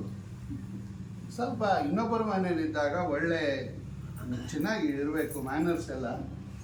ಸದಾಚಾರನೇ ಇಲ್ಲ, ಏನಿದು ಭಸ್ಮ ಹಚ್ಕೊಂಡಿರ್ತಾನೆ, ಕೂಗ್ತಾನೆ, ಕಿರ್ಚ್ತಾನೆ, ಹಾಯ್ ಅಂತಾನೆ, ಓ ಅಂತಾನೆ. ಅವನು ಶಿಷ್ಯರು ಇವನಿಗಿಂತ ಜಾಸ್ತಿ. ನೀನು ಅದು ಬೇರೆ ಬಟ್ಟೆ ಇಲ್ವಾ, ಅದೇನು ಗಜಚರ್ಮ ಅಂಬೋದಲ್ಲ, ಕೃಷ್ಣಾಂಜನ ಹಾಕ್ಬೋದು, ಹುಲಿ ಚರ್ಮ ಹಾಕ್ಕೊಬೋದು, ಹೆಣದು ಬೂದಿ ಬಳಕೊಂಬೋದು, ಜಟಾಧಾರಿ ಆಗಿರೋದು, ಕೂದಲಕ್ಕೆ ಎದುರ್ಕೊಂಡಿರೋದು, ಎಗರೋದು, ಚೀರೋದು, ಹಾರೋದು, ಇವ್ರ ಕೂಗು ಸಾಕಾಗೋಯ್ತು. ಸ್ವಲ್ಪ ನಿನ್ನ ಯಜಮಾನರಿಗೆ ಚೆನ್ನಾಗಿರಕ್ಕೆ ಹೇಳು ಅಂತ ಮಗಳಿಗೆ ಹೇಳಿದ್ದು. ಇವಳಿಗೆ ಸ್ವಲ್ಪ ಅಸಮಾಧಾನ ಆಯಿತು. ಎಷ್ಟಾದರೂ ಗಂಡ, ಆ ತಾಯಿ ಆದವಳು ಕೂಡ ಗಂಡನನ್ನು ಬೈದಾಗ ಪತಿವ್ರತಾ ಸ್ತ್ರೀಯರಿಗೆ ಸ್ವಲ್ಪ ಮನಸ್ಸಿಗೆ ಬೇಜಾರಾಗುತ್ತೆ. ಏನಮ್ಮ ನೀನು ಹಿಂಗಂತೀಯ? ಅದು ಹೇಳಿಲ್ಲ ಗಂಡನ ಹತ್ರ. ನಾನು ಗಂಡನ ಅಂದು ಅವಳು ಮಹಿಮೆ ಗೊತ್ತು ಅವಳಿಗೆ, ರುದ್ರದೇವರ ಮಹಿಮಾ. ತಪಸ್ಸು ಮಾಡಿ ಗಂಡನನ್ನು ಮಾಡಿಕೊಂಡವಳು ಅವಳು. ಒಂದು ಎಲೆಯನ್ನು ತಿನ್ನದೆ ರುದ್ರದೇವರನ್ನು ಒಲಿಸ್ಕೊಂಡು ಹೆಂಡತಿ ಆದವಳು ಅವಳು ಪಾರ್ವತಿ. ನಮ್ಮಮ್ಮ ಹಿಂಗೆ ಅಂದ್ಬಿಟ್ಲಲ್ಲ ಯಜಮಾನ್ರನ್ನ ಅಂತ ಸ್ವಲ್ಪ ಮನಸ್ಸಿಗೆ ಬೇಜಾರಾಯಿತು ಅವಳಿಗೆ. ಆದರೆ ಇಲ್ಲಿರೋಕ್ಕೆ ಅವಳಿಗೂ ಇಷ್ಟ ಆಗಲಿಲ್ಲ. ಬೈಸ್ಕೊಂಡು ಹಿಂಗೆ ಇರಬಾರ್ದು ತಾಯಿ ಮನೇಲಿ ಅಂದ್ಬಿಟ್ಟು ಒಂದು ಕೆಲಸ ಮಾಡಿದ್ಲು ಅವಳು. ಇಲ್ಲಿ ಯಾಕೋ ನನಗೆ ಇರೋಕ್ಕೆ ಇಷ್ಟ ಇಲ್ಲ, ಬೇರೆ ಇಲ್ಲ, ನಾವು ಒಂದು ಜಾಗ ಮಾಡೋಣ ಅಂತ ಹಿಂಗೆ ಹೇಳಿದ್ದವಳು ಗಂಡನ ಹತ್ರ ಬಂದು. ಇಲ್ಲಿ ಇರೋದೇ ಬೇಡ, ಹೊಟ್ಟೋಗೋಣ, ನನಗೆ ಬೇರೆ ಎಲ್ಲ ಒಂದು ಜಾಗ ಬೇಕು ಅಂತ, ಬೇರೆ ಹೊಟ್ಟೋಗೋಣ ಬಿಡಿ, ಇಲ್ಲಿ ಬೇಡ ಅಂತ ಹೇಳಿದ್ರು. ಆಗ ರುದ್ರದೇವರು ಎಲ್ಲಿ ಹೋಗ್ಬೇಕು ಇವಾಗ, ಕೈಲಾಸ ಪರ್ವತ ಬಿಟ್ಟು ಅಂತ ಹೇಳಿ ಆಗ ಅವ್ರು ಹೇಳಿದ್ರು, ಅವ್ರಿಗೆ ಕಾಶಿಲಿ ಬಂದಿರಬೇಕು ಅಂತ ಆಸೆ ಅವರಿಗೆ, ಮಹಾರುದ್ರ ದೇವರಿಗೆ. ಕಾಶಿಲಿ ಯಾಕೆ ವಿಶ್ವನಾಥ ದೇವರಿದ್ದಾರೆ ಅಂತ ಕಥೆ ಅದು. ಅಲ್ಲಿ ಯಾಕೆ ಬಂದಿರೋರು ಮಹಾನುಭಾವರು, ಕೈಲಾಸದಲ್ಲಿದ್ದವರು, ಇವತ್ತು ಪ್ರಸಿದ್ಧ ಕಾಶಿ ವಿಶ್ವನಾಥ ಅಲ್ಲಿ ಯಾಕೆ ಬಂದ ಅಂತ ಈ ಕಥೆ ಹೇಳುತ್ತೆ. ಅವ್ರಿಗೆ ಅವಿಮುಕ್ತ ಸ್ಥಳ ಅಂತ ಕರೀತಾ ಇದ್ರು. ಇಲ್ಲಿ ಗಂಗಾ ನದಿ ಹರಿತಾ ಇದೆ, ಬಿಂದು ಮಾಧವ ಅಂತ ನಮ್ಮ ಸ್ವಾಮಿ ಇದ್ದಾನೆ. ಈ ಜಾಗ ಅವರಿಗೆ ಬಹಳ ಸೂಕ್ತವಾಗಿ ತೋರ್ಬಿಡ್ತಿದ್ರು. ಸಾಕು, ಇದು ಯಾಕೋ ಬೇಡ, ನಾವು ಬೇರೆ ಕಡೆ ಹೊಟ್ಟೋಗೋಣ ಅಂತ ಹೇಳಿದ್ಲು. ಇಂಡೈರೆಕ್ಟಾಗಿ ಹೇಳಿದ್ವಿ ಇಲ್ಲಿ ಹೊಟ್ಟೋಗೋಣ ಅಂತ. ಆಗ ಭೂಲೋಕದಲ್ಲಿ ಯಾವ ಜಾಗ ಚೆನ್ನಾಗಿದೆ ಅಂತ ನಿಶ್ಚಯ ಮಾಡಿಬಿಟ್ಟು ಇದಕ್ಕೆ ಸಿದ್ಧಕ್ಷೇತ್ರ ಅಂತ ಕರೀತಾರೆ. ಕಾಶಿ ಇದೆಯಲ್ಲ, ಅದು ಯುಗ ಯುಗಗಳಿಂದ ಇರೋದು. ಈ ಯುಗದ್ದು ಅಂತ ತಿಳ್ಕೊಬೇಡಿ, ವೇದದಲ್ಲಿ ಅದರ ಮಹಿಮೆ ಉತ್ಪನ್ನವಾಗಿದೆ. ಅದು ಕಾಶಿ ಕ್ಷೇತ್ರ. ಕಾಶ ಅಂದರೆ ಸಂಸ್ಕೃತದಲ್ಲಿ ಬ್ರಹ್ಮಜ್ಞಾನ,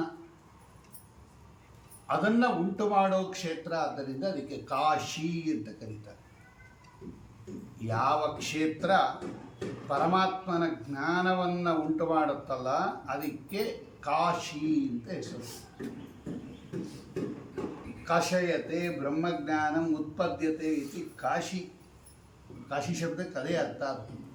ವಾರಣ ಮತ್ತು ಹಸಿ ಅನ್ನೋದು ಎರಡು ನದಿಗಳು. ಆ ಎರಡು ನದಿಗಳ ಸಂಗಮ ಆದ್ದರಿಂದ ಅದಕ್ಕೆ ವಾರಣಾಸಿ ಅಂತ ಕರೀತಾರೆ.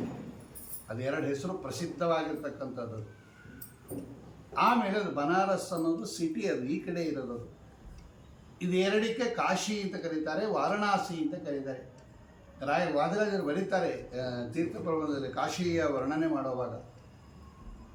ವಾರಣಾಸಿ, ವರುಣ, ಹಸಿ ಅಂತ ಎರಡು ನದಿ ಅದು. ಆ ಎರಡು ನದಿ ಸಂಗಮ ಆದ್ದರಿಂದ ಅದಕ್ಕೆ ವಾರಣಾಸಿ ಅಂತ ಕರೀತಾರೆ. ಬ್ರಹ್ಮಜ್ಞಾನವನ್ನು ಹುಟ್ಟಿಸ್ತಕ್ಕಂತಹ ಕ್ಷೇತ್ರ ಆದ್ದರಿಂದ ಅದಕ್ಕೆ ಕಾಶಿ. ಪ್ರಕಾಶ ಅಂತ ನೋಡಿ ನಮ್ಮಲ್ಲಿ, ಕಾಶ ಪ್ರಕಾಶ ಅಂದರೆ ಜ್ಞಾನ ಅಂತ ಅರ್ಥ. ನಮ್ಮಲ್ಲಿ ಎರಡು, ಪ್ರಕಾಶ ಶಬ್ದಕ್ಕೆ ಬೆಳಕು ಒಂದು ಅರ್ಥ, ಜ್ಞಾನ ಅಂತ ಒಂದು ಅರ್ಥ. ಅದರಲ್ಲಿ ಕಾಶ ಅಂದರೆ ಜ್ಞಾನ ಅಂತ ಅರ್ಥ. ಆ ಕಾಶವನ್ನು ಉತ್ಪತ್ತಿ ಮಾಡೋದ್ರಿಂದ ಅದು ಕಾಶಿ, ಬ್ರಹ್ಮಜ್ಞಾನವನ್ನು ಉತ್ಪತ್ತಿ ಮಾಡತಕ್ಕಂಥ ಕ್ಷೇತ್ರ ಅಂತ ಅರ್ಥ. ಅದು ಹಿಂದಿನಿಂದ ಇದೆ, ಪುರಾಣ ಪ್ರಸಿದ್ಧ ಕ್ಷೇತ್ರ ಅದು ಕಾಶಿ. ಇಡೀ ಜಗತ್ತಿನ ಅತ್ಯಂತ ಪುರಾತನ ಪಟ್ಟಣ ಅಂದರೆ ಕಾಶಿ.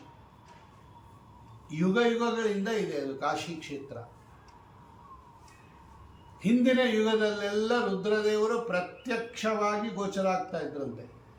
ರುದ್ರದೇವರನ್ನ ಕಾಶಿಯೋ ನೋಡ್ಕೊಂಬರ್ತಾ ಇದ್ರಂತೆ ಹಿಂದಿನ ಯುಗದಲ್ಲಿ. ಈಗ ನಮಗೆ ಲಿಂಗ ರೂಪದಲ್ಲಿ ಕಾಣಿಸ್ಕೋತಾರೆ ಕಲಿಯುಗದಲ್ಲಿ. ಅಂತಹ ಕ್ಷೇತ್ರ ಅದು. ಅಲ್ಲಿ ಆಸೆ ಆಗೋಯ್ತು ಇವ್ರಿಗೆ, ಅಲ್ಲಿ ಇರೋಣ ನಾವು ಅಂತ ಹೇಳಿಬಿಟ್ಟು. ಆದರೆ ಏನು ಮಾಡ್ತಾರೆ, ತುಂಬಿ ತುಳುಕ್ತಾ ಇರತಕ್ಕಂತಹ ಪಟ್ಟಣ ಅದು. ಅವರಿಗೆ ಏಕಾಂತ ಬೇಕಾಗಿತ್ತು. ರುದ್ರದೇವರಿಗೆ ಭಗವಂತನನ್ನು ಧ್ಯಾನ ಮಾಡ್ತಾ ಇದ್ದಾರೆ ಅವರು. ಇಷ್ಟೊಂದು ಜನ ಇದ್ದರೆ ನಾವು ಇರೋಕ್ಕಾಗಲ್ಲ ಅಂತ ಹೇಳ್ಬಿಟ್ಟು ಏನಾದರೂ ಮಾಡಿ ಈ ಕಾಶಿಯನ್ನು ಖಾಲಿ ಮಾಡಿಸ್ಬೇಕು ಅಂತ ಆಸೆ ಅವರಿಗೆ, ರುದ್ರದೇವರಿಗೆ. ಖಾಲಿ ಮಾಡಿಸ್ಬಿಟ್ಟು ನಾವಿಲ್ಲಿ ಹೋಗಬೇಕು. ಅದಕ್ಕೇನು ಮಾಡಬೇಕು, ನಿಕುಂಭ ಅಂತ ಅವರ ರುದ್ರ ಗಣದಲ್ಲಿ ಒಬ್ಬ ವ್ಯಕ್ತಿ, ಹಂಗೆ ಗಣೇಶ್ವರ ಅಂತ ಕರೀತಾರೆ, ಅವ್ರಿಗೆಲ್ಲ ಗಣ ಅಂತ ಕರೀತಾರೆ. ಅವನು ಸ್ವಲ್ಪ ಲೀಡರ್, ಅವನು ನಿಕುಂಭ ಅಂತ. ಆ ನಿಕುಂಭನನ್ನು ಕರೆದ್ರು, ಬಾಪ್ಪ ಇಲ್ಲಿ ಅಂದರು. ನೋಡು, ಒಂದು ಕೆಲಸ ಮಾಡು, ಈ ಕಾಶಿಯನ್ನು ನೀನು ಖಾಲಿ ಮಾಡಿಸ್ಕೊಡ್ಬೇಕು ನನಗೆ. ಈಗ ದಿವೋದಾಸ ಅಂತ ಒಬ್ಬ ರಾಜ್ಯ ಆಳ್ತಾ ಇದ್ದಾನೆ, ಮಹಾಪರಾಕ್ರಮಿ ಅವನು. ಏನಾದರೂ ಮಾಡಿ ಉಪಾಯವಾಗಿ ಇಡೀ ಕಾಶಿಯನ್ನು ಖಾಲಿ ಮಾಡಿಸ್ಬೇಕು. ಮನೆ ಖಾಲಿ ಮಾಡಿಸೋದೇ ಎಷ್ಟು ಕಷ್ಟ, ಇಡೀ ಊರೇ ಖಾಲಿ ಮಾಡಿಸ್ಬೇಕು ಅಂದರೆ ಇನ್ನೆಂಗಿರ್ಬೇಕು. ಇವಾಗ ಯಾರು ಎತ್ಕೊಡ್ದು ಬೆಂಗಳೂರಲ್ಲಿ ನಾವು ಒಬ್ಬರೇ ಇರಬೇಕು ಅಂದರೆ ಸಾಧ್ಯ ನಾನು ನೋಡಿ. ಕಾಶಿ ಖಾಲಿ ಮಾಡಿಸ್ಬೇಕು. ಆಯಿತು ಅಂದನು. ಆಯಿತು, ನಿಕುಂಭ ಹೇಳ್ದ, ಆಯಿತು ಸ್ವಾಮಿ ನಾ ಮಾಡಿಸ್ಕೊಡ್ತೀನಿ ಅಂತ ಹೇಳ್ದ. ಬಂದ ಏನಾದರೂ ಮಾಡಿ ದಿವೋದಾಸ ಅವನನ್ನು ಊರಿಂದ ಹೊರಗಡೆ ಹಾಕಬೇಕು, ಜನರನ್ನು ಊರಿಂದ ಹೊರಗಡೆ ಹಾಕಬೇಕು ಅಂತೇಳಿ ಆ ಪ್ರಯತ್ನ ಪಟ್ಟು ಇವನೇನು ಮಾಡ್ದ, ಆ ಕಾಶಿಯಲ್ಲಿ ಖಂಡುಕ ಅಂತ ಒಬ್ಬ ಕ್ಷೌರದವನಿದ್ದ. ಕ್ಷೌರ ಮಾಡೋನು ಅವನು. ಕಾಶಿಲಿ ಎಲ್ಲ ಮುಂಡನ ಮಾಡಿಸ್ಕೋತಾರಲ್ಲ, ಕೂದಲೆಲ್ಲ ತೆಗೆದಾಕ್ಬಿಟ್ಟು ಶಿಕಾಬಿಟ್ಟಿರ್ತಾರೆ. ಅಲ್ಲಿ ಒಬ್ಬ ಕ್ಷೌರಿಕ ಇದ್ದ, ಖಂಡುಕ ಅಂತ ಅವನ ಹೆಸರು. ಆ ಖಂಡುಕನಿಗೆ ಇವನು ಕನಸಿನಲ್ಲಿ ಕಾಣಿಸ್ಕೊಂಡ. ಇವನು ಯಾರು, ಈ ನಿಕುಂಭ. ಆಜ್ಞೆ ಮಾಡ್ದ ಅವನು, ಲೋ ಖಂಡಕ, ಈಗ ನಾನು ಕಾಣಿಸ್ಕೊತಾ ಇದ್ದೀನಲ್ಲ, ಇದೇ ಥರದ್ದು ಒಂದು ಮೂರ್ತಿ ಮಾಡಿಸಿ ಒಂದು ದೇವಸ್ಥಾನ ನಿರ್ಮಾಣ ಮಾಡಿ, ಇದೇ ಥರದ್ದು ಒಂದು ನನಗೆ ಕಾಣಿಸ್ತಾ ಇದೆಯಲ್ಲ ರೂಪನಿಗೆ ಕನಸಿನಲ್ಲಿ, ಇದೇ ಥರ ಒಂದು ಮೂರ್ತಿಯನ್ನು ಮಾಡಿ ಅದು ಪ್ರತಿಷ್ಠಾಪನೆ ಮಾಡು, ನಾನು ಬೇಕಾದ ಅನುಗ್ರಹ ಮಾಡ್ತೀನಿ, ನಿಂಗೂ ಅನುಗ್ರಹ ಮಾಡ್ತೀನಿ ಅಂತ ಅವನ ಕನಸಿನಲ್ಲಿ ಕಾಣಿಸ್ಕೊಂಡು ದೇವಸ್ಥಾನ ನಿರ್ಮಾಣ ಮಾಡಿ ಪೂಜೆ ಗೀಜೆಗೆಲ್ಲ ವ್ಯವಸ್ಥೆ ಮಾಡಿಕೊಡ್ಬೇಕು ಅಂತ ಈ ಆಜ್ಞೆ ಮಾಡುತ್ತಾರೆ. ಅವನು ಹೇಳಿ ಕೇಳಿ ಕ್ಷೌರಿಕ, ಅವನಿಗೆ ಬರೋ ದುಡ್ಡು ಊಟಕ್ಕೂ ಸಾಕಾಗಲ್ಲ, ಇವನೇನು ದೇವಸ್ಥಾನ ಏನು ಕಟ್ಟೋದು. ಆದರೆ ಅವನು ಹೇಳ್ದ, ಅವನು ಕನಸಲ್ಲಿ ಬಂದು ಇದು ಕಟ್ಟಿಸ್ಬೇಕು, ನಿಂಗೆ ವಿಶೇಷ ಅನುಗ್ರಹ ಮಾಡ್ತೀನಿ ನಿಂಗೆ ಅಂದ. ಸರಿ, ಅವನು ದಿವೋದಾಸನ ಹತ್ರ ಹೋದ, ರಾಜನ ಹತ್ರ ಹೋದ. ಸ್ವಾಮಿ, ನನಗೊಂದು ಕನಸು ಬಿದ್ದಿದೆ, ಒಂದು ದೇವಸ್ಥಾನ ಕಟ್ಟಬೇಕು ಅಂತ. ಅದರಲ್ಲೊಂದು ಪ್ರತಿಮಾ ಗಣೇಶ್ವರನು ಆ ಪ್ರತಿಮಾ ಸ್ಥಾಪನೆ ಮಾಡಬೇಕು, ನನ್ನ ಹತ್ರ ದುಡ್ಡಿಲ್ಲ, ನೀವು ರಾಜ ಬೊಕ್ಕಸದಿಂದ ಕೊಟ್ಟರೆ ನಾನು ಒಂದು ದೇವಸ್ಥಾನ ನಿರ್ಮಾಣ ಮಾಡ್ತೀನಿ, ಅನುಗ್ರಹ ಮಾಡಬೇಕು ಅಂತ. ಆ ಕಾಲದಲ್ಲಿ ಮಹಾಧಾರ್ಮಿಕರು, ರಾಜರುಗಳು ಅಂದರೆ ದೇವತಾ ಪ್ರತಿಷ್ಠಾ, ದೇವಸ್ಥಾನ, ಉದ್ಯಾನವನ, ತುಳಸಿ ಗಿಡ ಅಂದರೆ ಬೇಕಾದಷ್ಟು ಸಹಾಯ ಮಾಡಿಬಿಡೋರು. ಆಯಿತು, ಅದಕ್ಕೇನಪ್ಪ ಅಂತ ಹೇಳಿದ, ಒಂದು ದೇವಸ್ಥಾನ ನಿರ್ಮಾಣ ಮಾಡಿಕೊಟ್ಟ. ಅವನು ರಾಜ ನಿರ್ಮಾಣ ಮಾಡಿಕೊಟ್ಟ ದಿವೋದಾಸ. ಕನಸಿನಲ್ಲಿ ಕಂಡಂಗೆನೆ ಒಂದು ಪ್ರತಿಮೆ ಮಾಡಿಸ್ದ. ಆ ಪ್ರತಿಮೆ ಅದ್ರಲ್ಲಿ ಮಾಡಿಸ್ದ. ಸರಿ, ವೈಭವದಿಂದ ಪ್ರತಿಷ್ಠಾಪನೆ ಆಯಿತು. ಇವನೇನು ಮಾಡಿದ, ಈ ನಿಕುಂಬ ಆ ಪ್ರತಿಮಾ ಒಳಗೆ ಸೇರಿಕೊಂಡ. ಇವನು ಅವನಿಗೆ ಸಿದ್ಧಶಕ್ತಿ ಇತ್ತು, ರುದ್ರಗಣದವ್ರಿಗೆ ಸೇರಿಕೊಂಡು ಯಾರ್ಯಾರು ಬಂದು ಸೇವೆ ಮಾಡ್ತಾರೋ ಎಲ್ಲರಿಗೂ ಅನುಗ್ರಹ ಮಾಡೋಕ್ಕೆ ಶುರು ಮಾಡ್ಬಿಟ್ಟ. ಇವನು ಬಂದು 3 ದಿವಸ ಸೇವೆ ಮಾಡಿದ್ರೆ ಅಪೇಕ್ಷಿತ ಪದಾರ್ಥ ಇದ್ದಂಗೆ, ಯಾರು ಸಂತಾನ ಬೇಕು, ಮನೆ ಬೇಕು, ಸಂತಾನ ಬೇಕು, ಆರೋಗ್ಯ ಬೇಕು, ಏನೇನು ಬೇಕು ಎಲ್ಲ ಕೊಡಕ್ಕೆ ಶುರು ಮಾಡ್ಬಿಟ್ಟ ನೋಡ್ರಿ. ಆಮೇಲೆ ದೊಡ್ಡದು ಫೇಮಸ್ ಆಗೋಯ್ತು. ಏನು ದೇವಸ್ಥಾನ ದಿನಕ್ಕೆ ಈಗ ಅದ ಒಂದು ದೇವಸ್ಥಾನ ಒಂದು ಸ್ವಲ್ಪ ಇಲ್ಲಿ ಏನಾದರೂ ಗೊತ್ತಾಗ್ತದೆ ಅಂದರೆ ಫೇಮಸ್ ಆಗ್ಬಿಡುತ್ತೆ. ಅದು ಏನೋ ಒಂದು ಕಲ್ಲು ಇಟ್ಕೊಂಡು ಕೂತೀರಿ, ಫೇಮಸ್ ಆಗೋಯ್ತು. ಅಂದರೆ ಇಲ್ಲಿ ಬಂದು ಸೇವೆ ಮಾಡಿದ್ರೆ ನಮ್ಮ ಅಭೀಷ್ಟ ಎಲ್ಲ ಈಡೇರುತ್ತೆ ಅಂತ ಒಬ್ಬರಿಂದ ಒಬ್ಬರಿಗೆ ಎಲ್ಲ ಜನಜನಿತ ಆಗೋಯ್ತು. ಆಗ್ತಾ ಇತ್ತು. ಒಂದು 3 ದಿನ ಸೇವೆ ಮಾಡಿದರೆ ಆಗೋಗ್ಬಿಡೋದು. ಏನು ದೇಶ ವಿದೇಶಗಳಿಂದ ಇಲ್ಲಿ ಬರೋಕ್ಕೆ ಶುರು ಮಾಡ್ಬಿಟ್ರು ಜನ. ಫೇಮಸ್ ಆಗೋಯ್ತು ಆ ದೇವಸ್ಥಾನ. ಈ ದಿವೋದಾಸ ಇದನ್ನಲ್ಲ ರಾಜ, ಇವನಿಗೆ ಮಕ್ಕಳಿರಲಿಲ್ಲ. ದಿವೋದಾಸನ ಹೆಂಡತಿ ಕೇಳಿದ್ರು, ಅಲ್ಲ ರೀ, ಎಲ್ಲರೂ ಬಂದು ಈ ದೇವಸ್ಥಾನಕ್ಕೆ ಸೇವೆ ಮಾಡಿ ಎಲ್ಲ ಅಭೀಷ್ಟಗಳನ್ನು ಪಡೀತಾ ಇದ್ದಾರೆ, ನಾವು ಒಂದು 3 ದಿವಸ ಸೇವೆ ಮಾಡೋಣ, ಹೋಗಿ ಸಂತಾನ ಆಗತ್ತೆ. ಆಯಿತು ಅಂದ ದಿವೋದಾಸ. ಇಬ್ಬರು ಗಂಡ ಹೆಂಡತಿ ಏನು ಮಾಡಿದ್ರು, ಈ ದೇವಸ್ಥಾನಕ್ಕೆ ಬಂದು ಗಣೇಶ್ವರ ಅಂತ ಅವನ ಹೆಸರು, ಅಂದರೆ ರುದ್ರಗಣಕ್ಕೆ ಒಡೆಯ ಅಂತ ಅಷ್ಟ. ಅವನು ಬಂದು ಸೇವೆ ಮಾಡಿದ್ರು. ಬೇರೆ ಎಲ್ಲರಿಗೂ 3 ದಿವಸಕ್ಕೆ ಇವನು ಅಭೀಷ್ಟ ಕೊಡ್ತಾ ಇತ್ತು. ಅವನು ಈ ರಾಜನ್ ಕೊಡಲೇ ಇಲ್ಲ. ಅವನು ದಿವೋದಾಸ 3 ದಿವಸ ಆಯಿತು, 7 ದಿವಸ ಆಯಿತು, 10 ದಿವಸ ಆಯಿತು, 15 ದಿವಸ ಆಯಿತು, ಇವನಿಗೆ ಏನು ಕೊಡಲೇ ಇಲ್ಲ. ಎಷ್ಟೋ ದಿವಸ ಸೇವೆ ಮಾಡ್ದ. ಇವನ ಜೊತೆ ಬಂದವರೆಲ್ಲ ಹೊಟ್ಟರು, ಇವನು ಸೇವೆ ಮಾಡ್ತಾನೇ ಇದ್ದಾನೆ ದಿವೋದಾಸ. ಇವನಿಗೇನು ಕೊಡಲಿಲ್ಲ ಅವನು. ಈ ದಿವೋದಾಸಂಗೆ ಕೋಪ ಬಂದ್ಬಿಡ್ತು. ಅಲ್ಲ, 7 ದಿವಸ, 2 ದಿವಸ, 3 ದಿವಸ ಸೇವೆ ಮಾಡಿದವ್ರಿಗೆಲ್ಲ ಕೊಟ್ಬಿಟ್ಟಿದೆ ಇದು. ನಾನು ದೇವಸ್ಥಾನ ನಿರ್ಮಾಣ ಮಾಡಿಕೊಟ್ಟವನು, ನಾನೇ ಕಟ್ಟಿಸಿದವನು, ನನಗೇ ಕೊಡಲಿಲ್ಲ. ಇದು ಯಾವುದು ದೇವನೂ ಅಲ್ಲ, ಯಾವುದೂ ಅಲ್ಲ, ಇದು ಯಾವುದೋ ದೆವ್ವ ಅಂತ ಹೇಳಿಬಿಟ್ಟು ಆ ವಿಗ್ರಹ ಕಿತ್ತಿ ಎಸ್ಬಿಟ್ಟ. ಕೋಪ ಬಂದ್ಬಿಡ್ತು. ಏನಿಲ್ಲ, ಇದೇನು ದೇವರು ಅಲ್ಲ, ಏನೂ ಅಲ್ಲ, ಇದು ಯಾವುದೋ ಒಂದು ದೆವ್ವ ಇದು ಅಂತ ಹೇಳಿ ಒಂದು ಕೋಪ ಬಂದ್ಬಿಡ್ತು. ಕಿತ್ತಿ ಅಷ್ಟೇ ಬಿಟ್ಟ. ಆ ನಾಶನೇ ಮಾಡಾಕ್ಬಿಟ್ಟ ಅವನು. ಆವಾಗ ಗಣೇಶ ಶಾಪ ಕೊಟ್ಬಿಟ್ಟ ಅವನು. ಏನು ಮಾಡಲಿಲ್ಲ ನಾನು. ಹೌದು, ನೀನು ಕೊಡಲಿಲ್ಲ, ನೀನು ಕೊಡಲೇಬೇಕು ಅಂತೇನು, ನಾನೇನು ನಿರಪರಾಧಿಯಾಗಿರ್ತಕ್ಕಂಥ ನನ್ನ ದೇವಾಲಯ ನೀನು ನಾಶ ಮಾಡಿದ್ದರಿಂದ ಅವನು ಹೇಳ್ದ, ಸ್ಥಾನಂ ಗಣಪತಿಸ್ತಶ್ಚ ನಾಶಯಾಮಾಸ ದುರ್ಮತಿ. ಕಿತ್ತೆಸ್ತೇ ಬಿಟ್ಟ ಅವನು. ಅವನು ಬೈದ. ಅವನು ಕೋಪ ಬಂದ್ಬಿಡ್ತು. ಪುರ್ಯಕಂ ಅಸ್ಮದೀಯಂ ಶೂನ್ಯಂ ತವ ನೂನ ಭವಿಷ್ಯತಿ. ಈ ಪಟ್ಟಣ ಇದೆಯಲ್ಲ, ಇದು 1000 ವರ್ಷ ಜನರಹಿತವಾಗಲಿ ಅಂತ ಶಾಪ ಕೊಟ್ಬಿಟ್ಟ ಅವನು. ಆ ಗಣೇಶ್ವರ, ನೀವು ಮಾಡಿದ ತಪ್ಪಿಗೆ 1000 ವರ್ಷ ಕಾಶಿ ಖಾಲಿ ಆಗೋಗ್ಲಿ ಅಂತ ಶಾಪ ಕೊಟ್ಬಿಟ್ಟ. ಆ ಶಾಪದ ಫಲವಾಗಿ ನೋಡ್ರಿ ಎಲ್ಲ ಊರು ಬಿಟ್ಟುಟ್ಟೋದು, ಎಲ್ಲ ಊರು ಬಿಟ್ಟುಟ್ಟೋದು. ಇವನು ಹೊಟ್ಟೋದ, ರಾಜನೂ ಹೊಟ್ಟೋದ. ಆ ಎಲ್ಲೋ ಕಾಶಿ ಬಾರ್ಡ್ರ್ ದಾಟಿ ಯಾವುದೋ ಒಂದು ಜಾಗದಲ್ಲಿ ಒಂದು ಬೇರೆ ಕಟ್ಕೊಂಡು ಗೋಮತಿ ನದಿ ತೀರದಲ್ಲಿ ಇನ್ನೊಂದು ರಾಜ್ಯ ಕಟ್ಕೊಂಡು ಅಲ್ಲಿ ಇದ್ದುಬಿಟ್ಟ. ಇಡೀ ಕಾಶಿ ಖಾಲಿ ಆಗೋಯ್ತು. ರುದ್ರದೇವ್ರ ಹತ್ರ ಹೋಗಿ ಹೇಳ್ದ ನಿಕುಂಬ, ಸ್ವಾಮಿ ಟೆನೆಂಟನ್ನು ಓಡಿಸಿದ್ದೀನಿ, ಖಾಲಿ ಆಗ್ಬಿಟ್ಟು ಮನೆ, ಈಗ ತಾವು ದಯಮಾಡಿಸ್ಬೋದು. ಖಾಲಿ ಒಂದು ನರಪಿಳ್ಳೆ ಇರಲಿಲ್ಲ, 1000 ವರ್ಷ ಯಾರು ಬರಲ್ಲ ಇಲ್ಲಿ, ಯಾರು ಬರಲ್ಲ, ನೀನೊಬ್ಬನೇ ಇರ್ಬೋದು ಸ್ವಾಮಿ, ಆರಾಮಾಗಿರ್ಬೋದು, ಸಿದ್ಧ ಆಗಿದೆ ಸ್ಥಾನ, ತಾವು ದಯಮಾಡಿಸ್ಬೇಕು ಅಂತ ಹೇಳಿದಾಗ ಆಗ ರುದ್ರದೇವರಿಗೆ ಬಹಳ ಸಂತೋಷ ಆಗಿ ಪಾರ್ವತಿ ಜೊತೆಯಲ್ಲಿ ರುದ್ರದೇವರು ಅಲ್ಲೇ ಇದ್ದುಬಿಟ್ರು. ಕಷ್ಟವಾಗಿರ್ತಕ್ಕಂಥ ರೀತಿಯಲ್ಲಿ ತಪಸ್ಸು ಮಾಡಿದ. ಪಾರ್ವತಿ ಜೊತೆಯಲ್ಲಿ ಗಂಗಾ ನದಿಯ ಸನ್ನಿಧಾನ, ಬಿಂದು ಮಾಧವನ ಸನ್ನಿಧಾನ ವಿಶೇಷವಾಗಿ ಅನುಗ್ರಹ ಮಾಡ್ತಾ ಇದ್ದುಬಿಟ್ರು, ಧ್ಯಾನಾದಿಗಳನ್ನು ಮಾಡ್ತಾ ಇದ್ದುಬಿಟ್ರು.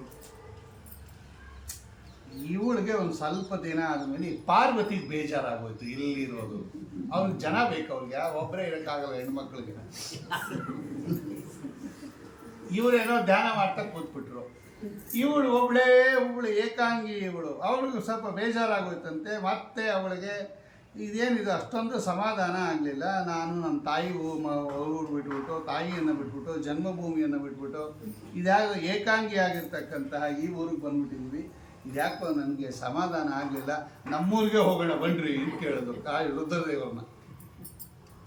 ಆಗ ಅವ್ರು ಹೇಳಿದ್ರು, ಇಲ್ಲ ಇಲ್ಲ, ನಾನು ಇನ್ನು ವಾಪಸ್ಸು ಬರೋದಿಲ್ಲ, ಇದು ಅವಿಮುಕ್ತ ಸ್ಥಳ, ಅಂದರೆ ಮುಕ್ತ ಅಂದರೆ ಬಿಡೋದು, ಅವಿಮುಕ್ತ ಸ್ಥಳ, ಇದನ್ನು ನಾನು ಬಿಟ್ಟು ಬರೋದಿಲ್ಲ, ಎಂದೆಂದೂ ಬಿಡೋದಿಲ್ಲ, ನೀ ಬೇಕಾದ್ರೆ ಹೋಗು, ನಾನು ಇದನ್ನು ಬಿಟ್ಟು ಬರೋದಿಲ್ಲ ಅಂತ ಹೇಳಿದ್ದರಿಂದ, ಆ ಬಿಟ್ಟು ಬರಲ್ಲ ಅಂತ ಹೇಳಿದ್ದರಿಂದ ಅದಕ್ಕೆ ಅವಿಮುಕ್ತ ಕ್ಷೇತ್ರ ಅಂತ ಕರೀತಾರೆ. ಇವತ್ತು ಕಾಶಿಗೆ ಅವಿಮುಕ್ತ, ಮುಕ್ತ ಅಂದರೆ ಬಿಡೋದು, ಅವಿಮುಕ್ತ ಅಂದರೆ ಬಿಡದೇ ಇರೋದು. ನಾ ಈ ಕ್ಷೇತ್ರವನ್ನು ಬಿಟ್ಟು ಬರೋದಿಲ್ಲ ಅಂತ ಹೇಳಿ ಅವತ್ತಿಂದ ಅವಿಮುಕ್ತ ಸ್ಥಳ, ಅವಿಮುಕ್ತ ಸ್ಥಳ ಅಂತ ಹೇಳಿ ಅವ್ರು ಬರೀತಾರೆ. ಹರಿವಂಶಕಾರರು ರುದ್ರದೇವರು ಹೇಳಿದ್ರು, ಅಲ್ಲ ನಾನು ಇರ್ತೀನಿ, ನೀವು ಬರದೇ ಇದ್ದರೆ ನಾನು ಹಂಗೆ ಹೋಗಲ್ಲ, ನಿಮ್ಗೆ ಬಂದರೆ ಹೋಗೋಣ, ಇಲ್ಲದ್ರೆ ನಾನು ಇಲ್ಲೇ ಇರ್ತೀನಿ ಅಂತ ಹೇಳಿ ಕೃತಯುಗ, ತ್ರೇತಾಯುಗ, ದ್ವಾಪರ ಯುಗ, ಯುಗ ಯುಗಗಳಲ್ಲಿ ಇರ್ತಕ್ಕಂಥ ಕ್ಷೇತ್ರ ಅದು. ಆವಾಗ ಪ್ರತ್ಯಕ್ಷವಾಗಿ ಕಾಣಿಸ್ಕೋತಾ ಇದ್ದರಂತೆ ಮಹಾರುದ್ರದೇವರು. ಇವತ್ತು ಕೂಡ ಅಲ್ಲಿ ರುದ್ರದೇವರು ಕಲಿಯುಗದಲ್ಲಿ ಅದೃಶ್ಯರಾಗಿ ಇದ್ದಾರೆ, ಲಿಂಗಾಂತರ್ಗತರಾಗಿ. ಆ ಲಿಂಗದಲ್ಲಿ ಇವತ್ತೇನು ವಿಶ್ವನಾಥ ಅಂತ ಇದ್ದಾರೆ, ಅವಳು ಮಹಾನುಭಾವಳು ವಿಶಾಲಾಕ್ಷಿ ಅಂತಕ್ಕಂತಹ ಹೆಸರಿಂದ ಅಲ್ಲೇ ವಿಶ್ವನಾಥನ ಗುಡಿ ಪಕ್ಕದಲ್ಲೇ ಪಾರ್ವತೀ ದೇವಿಯು ಕೂಡ ಇದ್ದಾಳೆ ಅಂತ ಹೇಳಿ, ಹೀಗೆ ರುದ್ರದೇವರು ಇರ್ತಕ್ಕಂತಹ ಜಾಗ ಅಂತ ಹೇಳಿ ಕಲಿಯುಗದಲ್ಲಿ ಮಾತ್ರ ಕಾಣೋದಿಲ್ಲ, 3 ಯುಗದಲ್ಲಿ ಸ್ಪಷ್ಟವಾಗಿ ಕಾಣಿಸ್ಕೊತಾ ಇದ್ದರು ಅಂತ ಹೇಳಿ, ಆಮೇಲೆ 1000 ವರ್ಷ ಆದ ಮೇಲೆ ಅಲ್ಲೇ ಇದ್ದುಬಿಟ್ರು ರುದ್ರದೇವರು. ಆಮೇಲೆ ದಿವೋದಾಸ ಅನ್ನೋನು ಭದ್ರಸೇನ ಅಂತ ಮೊದಲಿದ್ದ ಕಾಶಿಗೆ, ಅವನನ್ನು ಸಂಹಾರ ಮಾಡಿ ಈ ದಿವೋದಾಸ ಬಂದಿದ್ದ. ಭದ್ರಸೇನಿಗೆ 100 ಜನ ಮಕ್ಕಳು. ಆ 100 ಜನ ಮಕ್ಕಳಲ್ಲಿ 99 ಜನರನ್ನು ಕೊಂದುಬಿಟ್ಟಿದ್ದ ಇವನು, ಈ ದಿವೋದಾಸ. ಭದ್ರಸೇನನ 100 ಜನ ಮಕ್ಕಳಲ್ಲಿ 99 ಜನರನ್ನು ಕೊಂದು ಒಬ್ಬ ಮಾತ್ರ ತುಂಬ ಚಿಕ್ಕೋನು ಅಂತ ಅವನನ್ನು ಬಿಟ್ಟುಬಿಟ್ಟಿದ್ದ. ಅವನು ಈಗ ದೊಡ್ಡವನಾಗಿ ಕಾರ್ತಿವೀರ್ಯಾರ್ಜುನನ ಹತ್ತಿರ ಹೋಗಿ ನನಗೆ ಸಹಾಯ ಮಾಡು ಅಂತ ಹೇಳಿ ಕಾರ್ತಿವೀರ್ಯಾರ್ಜುನನ ಸಹಾಯವನ್ನು ತಗೊಂಡು ಈ ದಿವೋದಾಸನನ್ನು ಸೋಲಿಸಿ ಅವನು ಮುಂದೆ ರಾಜ್ಯಭಾರವನ್ನು ಮಾಡಿ ಕಾಶಿಪಟ್ಟಣವನ್ನು ಗೆದ್ದಿ ಆಗ ಮತ್ತೆ ಸೇಡನ್ನು ತೀರಿಸ್ಕೊಂಡಿಯಾನೆ. 1000 ವರ್ಷ ಆದ ಮೇಲೆ ಮತ್ತೆ ಕಾಶಿ ವಿಶೇಷವಾಗಿರ್ತಕ್ಕಂತಹ ರೀತಿಯಲ್ಲಿ ಪುನರ್ನಿರ್ಮಾಣ ಮಾಡಿ ಶೂನ್ಯವಾಗಿರ್ತಕ್ಕಂತಹ ಕಾಶಿ ಇವತ್ತು ಪ್ರಸಿದ್ಧವಾಗಿರ್ತಕ್ಕಂತಹ ರೀತಿಯಲ್ಲಿ, ಉತ್ಕೃಷ್ಟವಾಗಿರ್ತಕ್ಕಂತಹ ರೀತಿಯಲ್ಲಿ ಕಾಶಿ ಇದೆ ಅಂತಕ್ಕಂತಹ ಕಥೆಯನ್ನು, ಈ ಕಾಶಿ ಕಥೆಯನ್ನು ಕೂಡ ಅತ್ಯದ್ಭುತವಾಗಿ ಭಾಗವತದಲ್ಲಿ ಇಲ್ಲಿ ವರ್ಣನೆ ಮಾಡಿದ್ದಾರೆ. ಕಾಶಿ ಕ್ಷೇತ್ರದ ಈ ವೈಭವವನ್ನು ಕೂಡ ನಿರ್ಮಾಣ ಮಾಡತಕ್ಕಂಥವರಾಗಿ ಆಮೇಲೆ ಬಂದಿರತಕ್ಕಂಥವನೇ ನಹುಷ. ಅದೇ ಆಯುವಿನ ಮಗ ನಹುಷನ ಮಗನೇ ಯಯಾತಿ ಮಹಾರಾಜ. ಆ ಯಯಾತಿ ರಾಜನಿಗೆ ಇಬ್ಬರು ಹೆಂಡತಿಯರು ಶರ್ಮಿಷ್ಠ, ದೇವಯಾನಿ ಅಂತಕ್ಕಂತಹ. ಅಲ್ಲಿ ದೇವಯಾನಿಯಲ್ಲಿ ಉತ್ಪನ್ನರಾಗಿರ್ತಕ್ಕಂಥವನೇ ಯದು ತುರ್ವಸು. ಇಲ್ಲಿ ಉತ್ಪನ್ನರಾಗಿರ್ತಕ್ಕಂಥವನೇ ಈ ಉತ್ಕೃಷ್ಟವಾಗಿರ್ತಕ್ಕಂತಹ ಪುರು. ಈ ಪುರುವಿನ ವಂಶದಲ್ಲಿ ಬಂದಿರತಕ್ಕಂಥವರೇ ಮಹಾನುಭಾವರಾಗಿರ್ತಕ್ಕಂತಹ ಪಾಂಡವರು. ಅವ್ರು ಹೇಳ್ತಾರೆ, ಜನಮೇಜಯ ಇವರ ವಂಶದಲ್ಲೇ ಬಂದಿದೆಯಾ ನೀನು? ಪುರುವಿನ ವಂಶದಲ್ಲಿ ಬಂದಿರತಕ್ಕಂಥವನು. ಯದುವಿನ ಮಹಾರಾಜನ ವಂಶದಲ್ಲಿ ಬಂದಿರತಕ್ಕಂಥವರೇ ಇವರೆಲ್ಲ ಯಾದವರು. ಇವರ ವಂಶದಲ್ಲಿ ಬಂದಿರತಕ್ಕಂಥವರೇ ವೃಷ್ಣಿ. ಇವರ ಜನ್ಮವನ್ನೇ ಕೇಳಬೇಕು, ಇವರ ಕಥೆಯನ್ನೇ ಕೇಳಬೇಕು ಅಂತ ಇರತಕ್ಕಂಥದ್ದು. ಅಂತಹ ವಿಶೇಷವಾಗಿರ್ತಕ್ಕಂತಹ ರೀತಿಯಲ್ಲಿ ಆ ಯಯಾತಿ ರಾಜನ ವಂಶದಲ್ಲಿ ಬಂದಿರತಕ್ಕಂತಹ ಮಹಾಜ್ಞಾನಿಗಳಾಗಿರ್ತಕ್ಕಂತಹ ಇವರ ವಂಶದಲ್ಲೇನೇ ಪರಮಾತ್ಮ ಅವತಾರ ಮಾಡಿರ್ತಕ್ಕಂಥದ್ದು ಅಂತ ಹೇಳಿ ಅಂತಹ ಶ್ರೇಷ್ಠವಾಗಿರ್ತಕ್ಕಂತಹ ಪರಮಾತ್ಮನ ಕಥಾವನ್ನು ನಿರೂಪಣೆ ಮಾಡೋದಕ್ಕೋಸ್ಕರ ಈ ಯದು ಮಹಾರಾಜನ ವಂಶವನ್ನು ನಿರೂಪಣೆ ಮಾಡ್ತಾರೆ. ಇಂತಹ ಯದು ಮಹಾರಾಜನ ವಂಶದಲ್ಲೇ ನಮ್ಮ ಸ್ವಾಮಿ ಅವತಾರ ಮಾಡಿದ್ದು ಅಂತ ಹೇಳಿ ಯದು ವಂಶ. ಅಲ್ಲಿಬ್ಬರು ಮಕ್ಕಳು, ಇಲ್ಲಿ ಆನು ಪೂರು ದೃಶ್ಯು, ಆನು ದೃಶ್ಯು ಪೂರು ಅಂತ ಇಲ್ಲಿ 3. ಅಲ್ಲಿ ಯದು ಮತ್ತು ತುರ್ವಸು ಅಂತ ಒಟ್ಟು 5 ಜನ ಮಕ್ಕಳು. ಅದರಲ್ಲಿ ಯದು ವಂಶದಲ್ಲಿ ಭಗವಂತ ಕೃಷ್ಣ ರೂಪದಿಂದ ಅವತಾರ ಮಾಡ್ತಾ ಇದ್ದಾನೆ ಅನ್ನೋ ಕಥೆಯನ್ನು ಜನಮೇಜಯ ರಾಜನಿಗೆ ವೈಶಂಪಾಯನರು ಹೇಳಿದಾಗ, ನನಗೆ ಆ ಸ್ವಾಮಿಯ ಮಹಿಮೆಯನ್ನು ಹೇಳ್ರಿ ಅಂತ ಹೇಳಿ ಕೃಷ್ಣಾವತಾರದ ಕಥೆಯನ್ನು ಹೇಳ್ರಿ ಅಂತ ಜನಮೇಜಯ ರಾಜ ಪ್ರಶ್ನೆ ಮಾಡಿದಾಗ, ಆ ಯದುಕುಲ ಲಲಾಮನಾಗಿರ್ತಕ್ಕಂತಹ ಸರ್ವೋತ್ತಮನಾಗಿರ್ತಕ್ಕಂತಹ ಶ್ರೀಹರಿ ಈ ಯದುಕುಲದಲ್ಲಿ ಕೃಷ್ಣ ರೂಪದಿಂದ ಏನು ಅವತಾರ ಮಾಡ್ತಾ ಇದ್ದಾನೆ ಅಂತಹ ಕೃಷ್ಣ ಚರಿತ್ರೆಯನ್ನು, ಇದೆಲ್ಲ 2ನೇ ಪರ್ವ ವಿಷ್ಣು ಪರ್ವ ಅಂತ ಇದೆ, ಅಲ್ಲಿ ಇದನ್ನೆಲ್ಲ ಬಹಳ ಸುಂದರವಾಗಿ ನಿರೂಪಣೆ ಮಾಡ್ತಾರೆ. ಅನೇಕ ಅವತಾರಗಳಿದೆ. ಕೃಷ್ಣನ ಕಥೆ ಅಲ್ಲದೇ ನಮ್ಮನ್ನು ಹೇಳಿದಂಗೆ ವರಾಹದೇವರ ಕಥೆ ಇದೆ, ನರಸಿಂಹದೇವರ ಕಥೆ ಇದೆ, ವಾಮನ ದೇವರ ಕಥೆ ಇದೆ, ಹರಿವಂಶದಲ್ಲೂ ಇದೆ ಅದೆಲ್ಲ. ಆದರೆ ವಿಸ್ತಾರವಾಗಿ ಕೃಷ್ಣ ಪರಮಾತ್ಮನ ಕಥೆಯನ್ನು ಹೇಳ್ತಾ ಇದ್ದಾರೆ. ಅಂತಹ ಕೃಷ್ಣ ಪರಮಾತ್ಮನ ಚರಿತ್ರೆಯನ್ನು ನಾಳೆ ನಾಡದ್ದು 2-3 ದಿವಸ ಅದನ್ನು ಚಿಂತನೆ ಮಾಡಿ, ಹರಿವಂಶದಲ್ಲಿ ಮುಖ್ಯವಾಗಿರ್ತಕ್ಕಂತಹ ಕಥಾ ಭಾಗವತದಲ್ಲಿ ಇಲ್ಲದೇ ಇರೋದು ಕೆಲವು ವಿಷಯಗಳನ್ನು ಹರಿವಂಶದಲ್ಲಿ ನಿರೂಪಣೆ ಮಾಡ್ತಾರೆ. ಅಂತಹ ಕೃಷ್ಣಾವತಾರದ ಕಥೆಯನ್ನು ನಾಳೆ ದಿವಸ ಚಿಂತನೆ ಮಾಡೋಣ ಅಂತ ಹೇಳ್ತಾ ಇವತ್ತಿನ ಪ್ರವಚನವನ್ನು ಪರಮಾತ್ಮನ ಪಾದಾರವಿಂದಗಳಲ್ಲಿ ಸಮರ್ಪಣೆ ಮಾಡ್ತಾ ಇದ್ದೇನೆ. ಶ್ರೀಕೃಷ್ಣ ಅರ್ಪಣಮಸ್ತು. ಕಾಯೇನ ವಾಚಾ ಮನಸೇಂದ್ರಿಯರ್ವಾ ಬುದ್ಧಾತ್ಮನಾ ವಾ ಪ್ರಕೃತಿ ಸ್ವಭಾವಾತ್ ಕರೋಮಿ ಯದ್ಯ ಸಕಲಂ ಪರಸ್ಮೈ ನಾರಾಯಣಾಯೇತಿ ಸಮರ್ಪಯಾಮಿ.